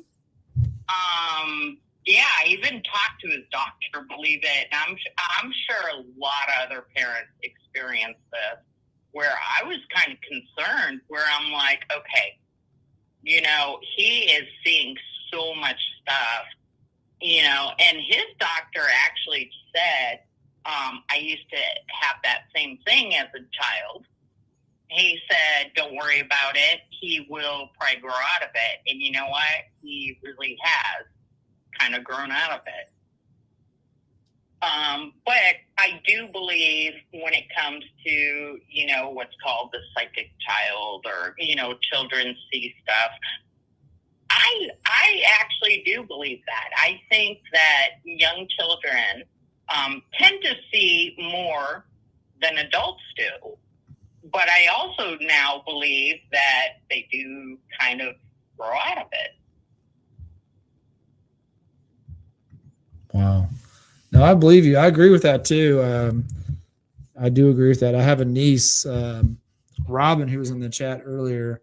It's too bad she's not here anymore, I don't think. But yeah, my niece is actually currently she's young, and so she has seen my grandpa. He's passed several years back, and so she claims to see him often. So it's slightly terrifying. That's for sure. Yeah, I don't know. I'm not going to go into all different 20 stories right now. I could, but I'm not going to. Share away. But I do have to say, some of them do seem very not good. Kind of like when we think of Patty Bigfoot as, pretty chill. But then we hear stories about red-eyed Bigfoot. I kind of think that's the same with the paranormal, where, you hear, sightings like Robin's, and, that's pretty chill in the paranormal sense. But then you've got people who have horrifying stories. So, yeah, I am a definite believer. As far as Bigfoot, Dogman, all those things, I don't think we're dealing with the same thing. And I really do believe that, because I think there is the Patty type. I think there's that red-eyed Bigfoot. I'm thinking maybe the blue-eyed, green-eyed stuff might be alien. So when people often give their stories, I believe them all. But I don't think we're all dealing with the same thing. And I believe that with paranormal, and I believe that with aliens. No, I appreciate you sharing that perspective with us. I know, I share what I kind of think about these different things, and but I really don't know, and so it's definitely interesting to hear what other people think as well. And the ghost stories, feel free to share them all if you want. I love ghost stories. So, like I said. Okay, let me think of another one. Well, no, because some of these are...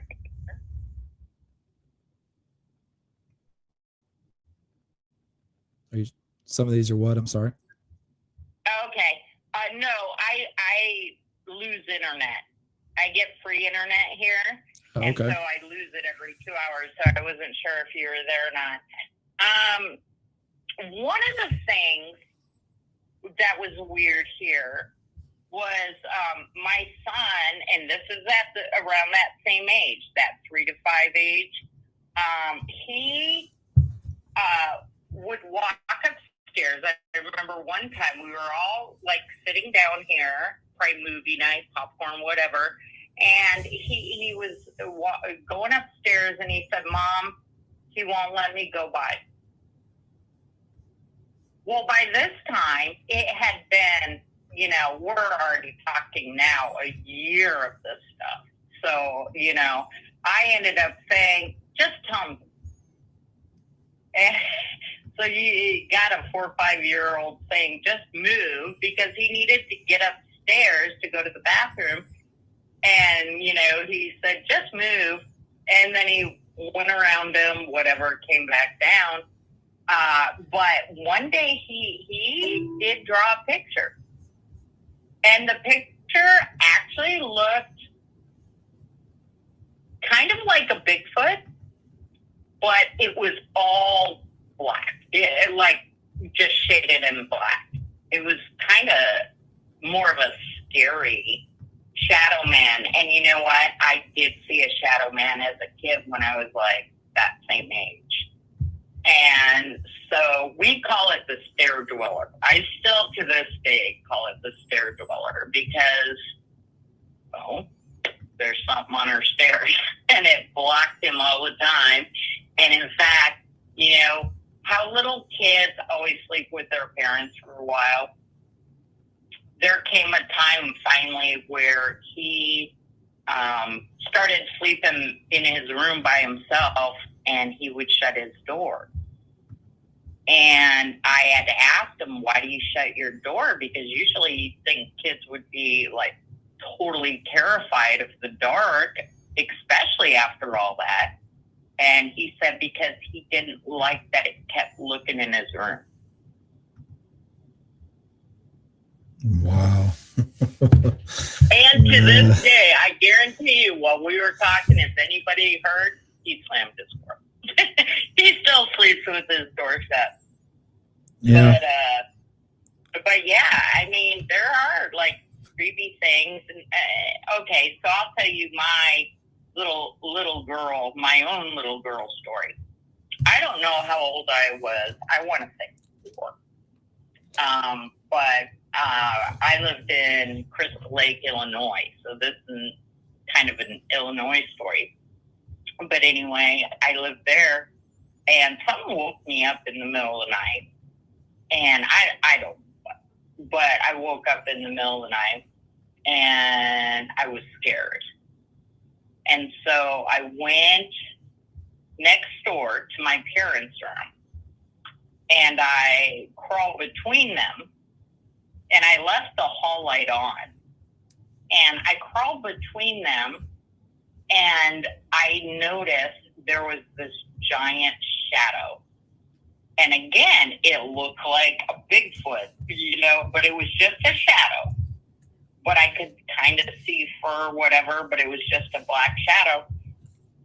And I noticed that in the hall where the light bulb is, it was blacked out because the thing took up the entire door. And that's where I felt like, oh my gosh. And of course, I did what any other 4-year-old or whatever would do, and I covered my head. And I woke up in the morning. But yeah, I heard almost my exact story 2 or 3 times on other podcasts. It's always around the same age.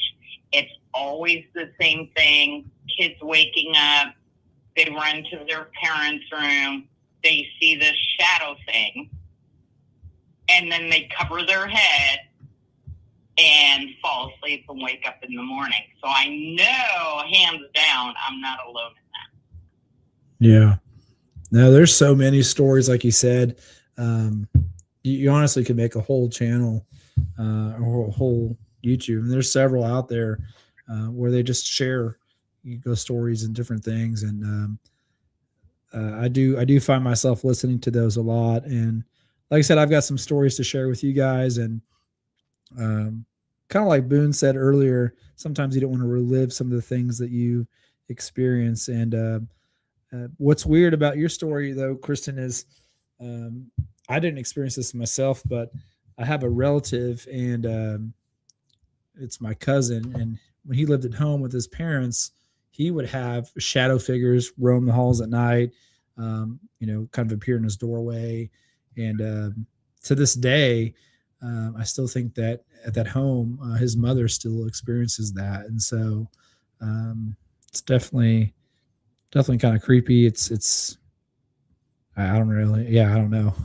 It creeps me out, and I'm not even there. But so I think that's a pretty common. A lot of people experience that. So I think they do. I find it more kids experience it more than adults. Yeah. But who am I to say? Yeah.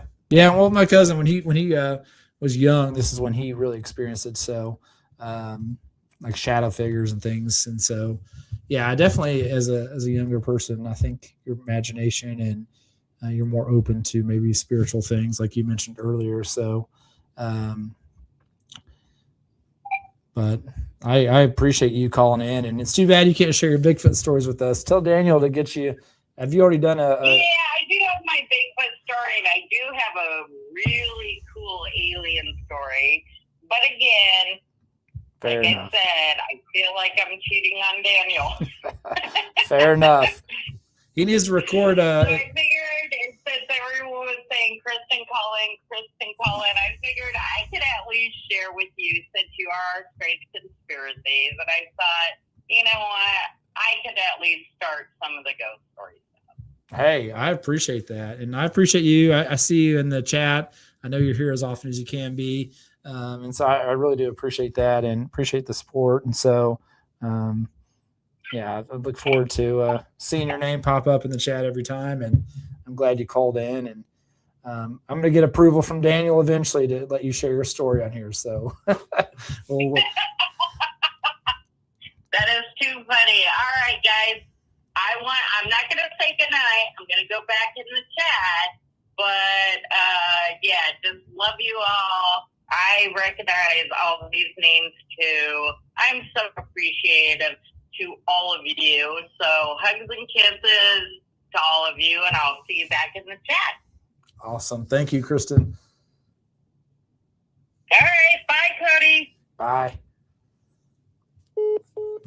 That's awesome. Appreciate Kristen calling in. I think that's the first time I've ever heard her voice. So she's been teasing about calling in a few times, and so I'm glad she did and shared these ghost stories with us. So, yeah, this is what I like about the channels. We can share all kinds of different things. And I know tonight's topic was on Bigfoot, but we'll go any kind of different way. I love all things.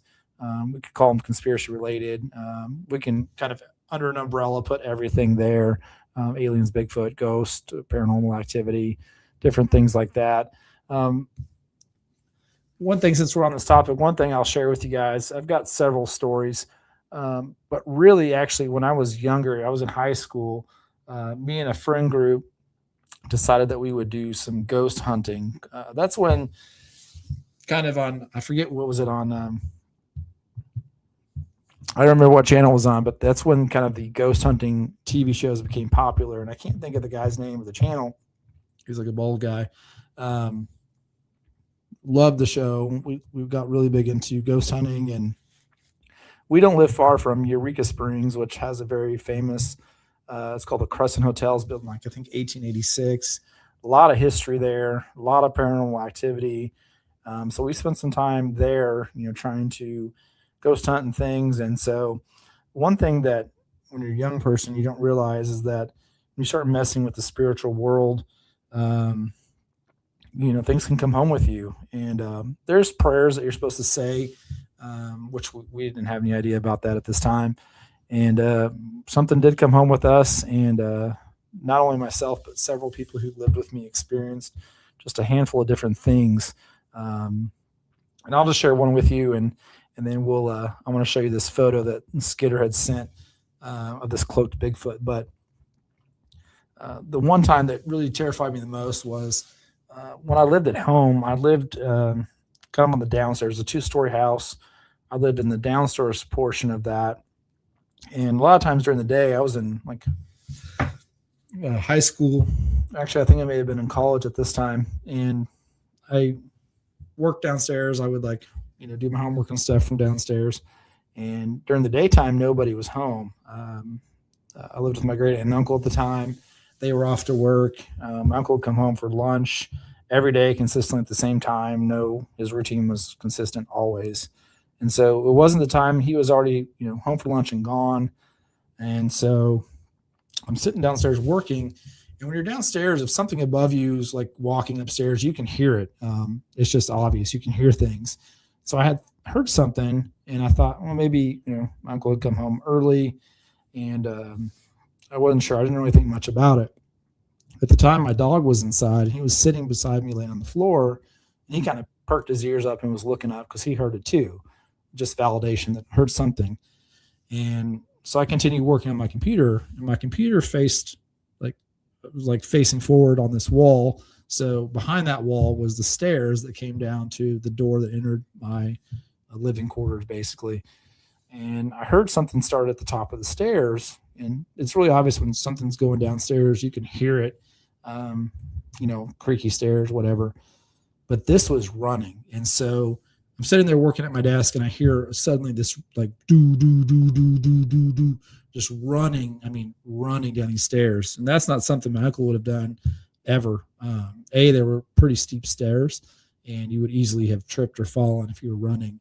And I mean, it was shaking. My computer was on that wall, and so it was like shaking my computer. The dog was freaking out, and so the stairs in, and you hear this thing like stop. And so I'm just waiting, like frozen in fear, like what is coming through this door. And so I was just terrified. And I mean, literally I was so scared. Like I just like froze in fear.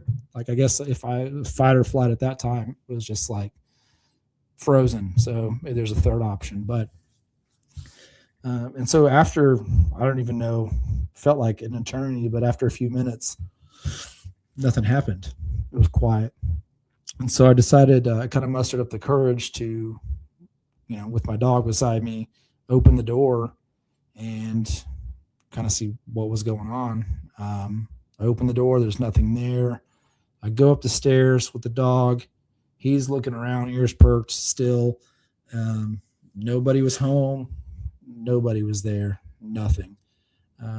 Still to this day, when I think about that story, it scares the living crap out of me. So just thought I'd share that with you guys really quick. That's just one of many things that I've experienced, but a lot of my stuff's revolving around that. So,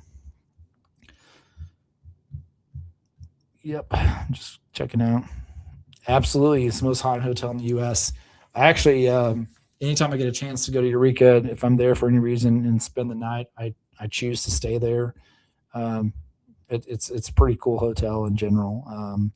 I've never stayed in the haunted rooms. They have kind of rooms that are more notorious for activity than others.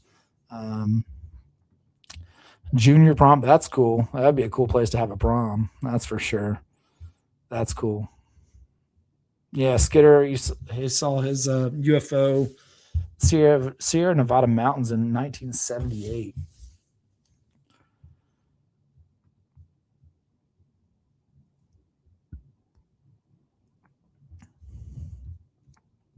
Skidder says like 500, 600 corner to corner. Excuse me. 500 to 600 feet. Oh, geez. That's huge. Orbs of light in the corners, silent, barely moving. That's crazy. Yep, Sophia, that's the one. Jason Hawes. I used to love that show. We actually bought all the gear, and we had like the EVP, like we had like recorders so we can get some EVPs. We had camera equipment, all the things, because we thought that was a cool thing to do. But in theory, looking back, I probably wouldn't have any stories to tell you if I didn't do that.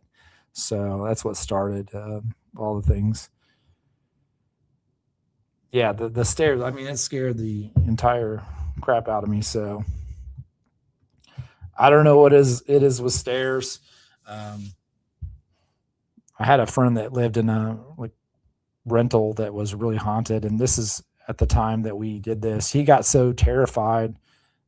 He was a big dude. He was probably, and he's like 6'5", 300 pounds. He's a big guy, not one that's easily scared either. He decided to end his lease early and move out, and so he gave us access to, as he had all his stuff moved out, he let us in there to do our ghost hunt at the time. And we had something similar happen. Like we were all downstairs, movement upstairs. It's just kind of, I'm not really sure. Yeah, Skidder, there's a lot that happens at Area 51. So yeah, lots of ghost stories. I've got quite a few of those.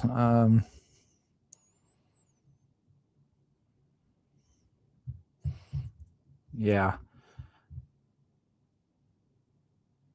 Do it, Skidder. Build some stairs. You probably don't want to entertain that, though. You invite them, they'll come, man. I'll tell you what. So, yep, Michael's room. Never stayed there. Michael's one of the more popular ones.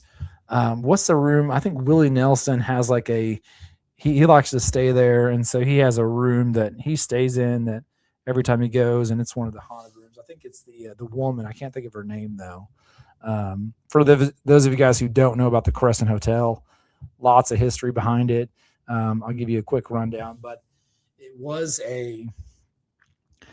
so there was this doctor, and I forget his name, but he had this. It's a beautiful hotel, sits up on this hill. And at the time, there was nothing else out there. It's like way back in the 1800s or early 1900s. But and he was a doctor, and he was known to cure cancer with some special. I don't know if it was like the water or something from like the natural springs and stuff in the area, but he decided he was going to cure cancer. And so people would come from all over and stay in this facility. It's like a hospital at the time. And a lot of those folks would die. And he actually wasn't a doctor. He didn't have a cure for cancer. It was like a huge scam. He was kind of an evil guy. And there was for a long time stories of like him operating on people and putting body parts in jars and things like that. And that was kind of a tall tale. And then fast forward multiple years later, they actually were doing some work outside of the hotel. This is less than like 5 years ago, I think. And they actually uncovered jars of body parts near the grounds, which just proves the story. And if you go today, they do a ghost tour there every night. I think they do it. It's pretty cool to go on. But in the basement area, they actually have those on display. So it's a real deal. So there's after that, it was a girls' college, girls' school, and there was a girl that was trying to sneak a boy in. And I guess they were using sheets like tied together to like get him to either climb up or propel out. She snuck him in, one of the two, and he fell to his death. And I think that was the Michael one, Catherine, if I'm not mistaken. So do I still go out? No, I don't do any ghost hunting. I haven't done that in a long, long time. A long time. So yeah, it's the Stair Dweller. Yeah. I think that whatever I was experiencing was brought on by myself at the time. And there's several other things that happened in that house. And actually, we said, finally, we had kind of a breaking point. And so we actually burned sage and said prayers. And we had like all my friends that had been present and heard these things, seen a lot of these things there. And ever since then, there were more issues. So we did like a kind of a spiritual cleanse of the place. Yeah, the history is sad, and it's real, which is crazy. I remember going as a kid and hearing all the ghost stories, the body parts buried. And at the time, they didn't have those. That it was just a story. Then they uncovered them like 5 years ago. And so it's definitely not just a story anymore. Exactly. Yeah. When I was younger, I was scared of the dark. Actually, I was scared of the dark until I was probably like my early 20s, honestly. So, but I remember my stepdad, he would always tell me when I was younger, he'd say, if you don't, kind of like what you're saying, Kristen, I think he would say, like, if you don't believe in them or even give them thought, then they're not going to bother you or affect you. And so I do believe that's true. So, yeah, we could do ghost stories all night. Hopefully in the future, we're going to actually do a live show by a campfire. That's something that I'm planning. May have a special guest. It's not confirmed yet, but if we ever get that set up, that would be pretty cool. So, and we'll definitely do some campfire stories. So, yeah, appreciate you, Franklin. Hey, thanks. I know it's getting late. We're kind of getting towards the end of the show. So, wow, it's 10:30. We're going late. So, we'll definitely get more into that sometime. So appreciate you being here, Franklin. Appreciate everyone being here tonight. So good night, Boone. So we'll go ahead, guys. I know it's getting late. How long have we been in the live? 2 hours. So we're going long. So let's wrap up. I'm going to go ahead and play a few songs, guys, and then we'll be back on next Wednesday for a live. Hopefully I'll have all my ducks in a row, less technical issues, and we'll do a better one for you guys. But we are going to have a great episode dropping Friday. Make sure you check that out. I appreciate the support. And when we get the tinfoil hats up on the channel for sale, I'll let you guys know. I'll probably just give them away for free. I'll make them myself. And we'll all just jump on and listen to conspiracy stories and different things with our tinfoil hats on. I love that idea. So good night, Phyllis. Appreciate you being here. Thanks for hanging out with us tonight. Good night, Catherine. We are going to play some music. So if anybody wants to stick around, kind of like with some of the other channels, we do play a little bit of music, hang out. Night, Kristen, Skitter. So, yep. See you later. Appreciate you guys being here. I'm going to go ahead and play a song or two, and then we're going to close this thing up. And really appreciate you guys being here tonight. So, as always, guys, stay alert, stay aware, and keep looking up. Let's go into our first song.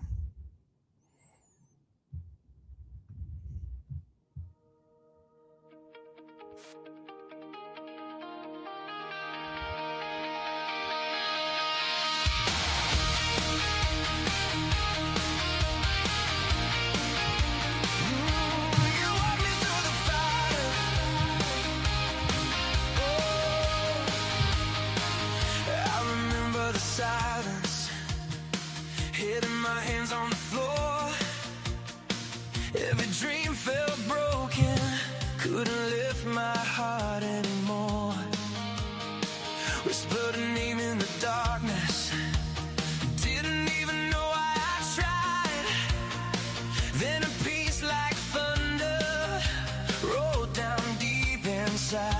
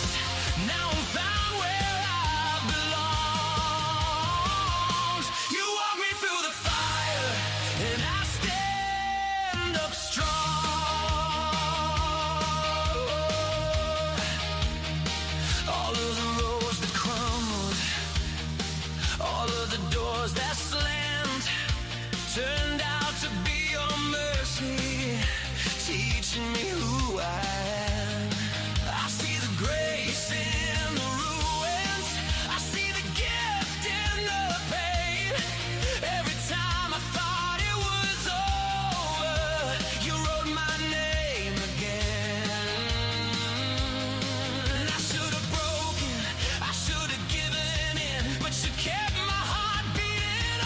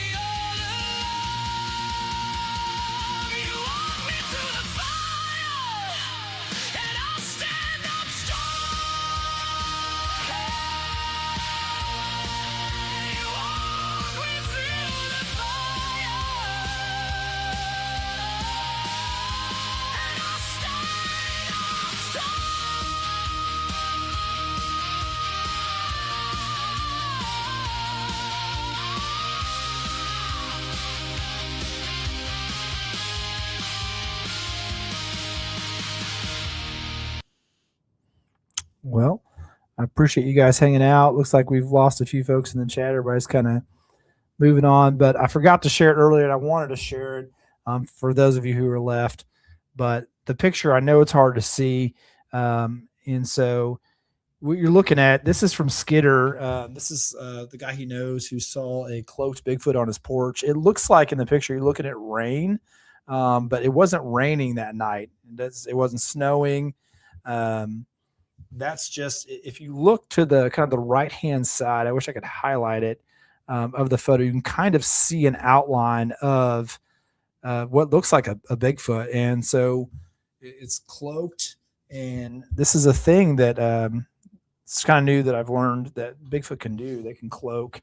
And so it's definitely interesting. And I forgot to share earlier. So I'll save this photo, and I'm going to share on the next one. So more people can see it, but wanted to share that. I thought that was pretty cool. So I'll try on the next photo. I'll try to highlight kind of the area of where I see it and see what you guys think as well. But I wanted to share that with you guys. So looks like we dropped off. I'm gonna go ahead and call it for the night, and I'm gonna play one more song, and then we're gonna head out. So this was more of a nostalgic song. I grew up in the '90s. I know everybody thinks the generation that I grew up in was the best, but I truly believe the '90s, maybe a little biased, was the best time. And so before we had cell phones, and then we got cell phones and internet, and so it's definitely a time that I just have a lot of nostalgia for that time. So this is a song that kind of had curated for the show for that time. So here we go.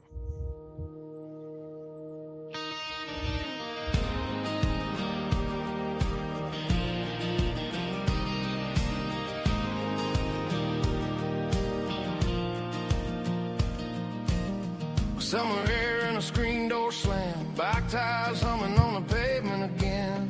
Sunset fading on a gravel road. Didn't have much, but it felt like gold. Baseball games till the street lights shine. Mama yelling, boy, it's supper time. We didn't know those days would fly. Thought that moment would never die. Back when the world was wide and time moved slow. Back in the 90s where the wild winds blow. No phones in our hands, just dirt on our shoes. Radio songs and nothing to lose. Now the years roll by like a midnight train, but those memories keep calling my name. Yeah, I swear sometimes when the sun goes down, I can still hear the sound of the 90s town.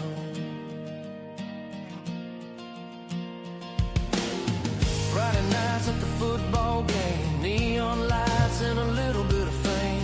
First love under the bleachers there, young and fearless without a care. CD players and the windows down, that old rock song blasting through the town. We were kings of a small town dream. Life was bigger than it seemed. Back when the world was wide and time moved slow. Back in the 90s where the wild winds blow. No phones in our hands, just dirt on our shoes. Radio songs and nothing to lose. Now the years roll by like a midnight train, but those memories keep calling my name. Yeah, I swear sometimes when the sun goes down, I can still hear the sound of the 90s town.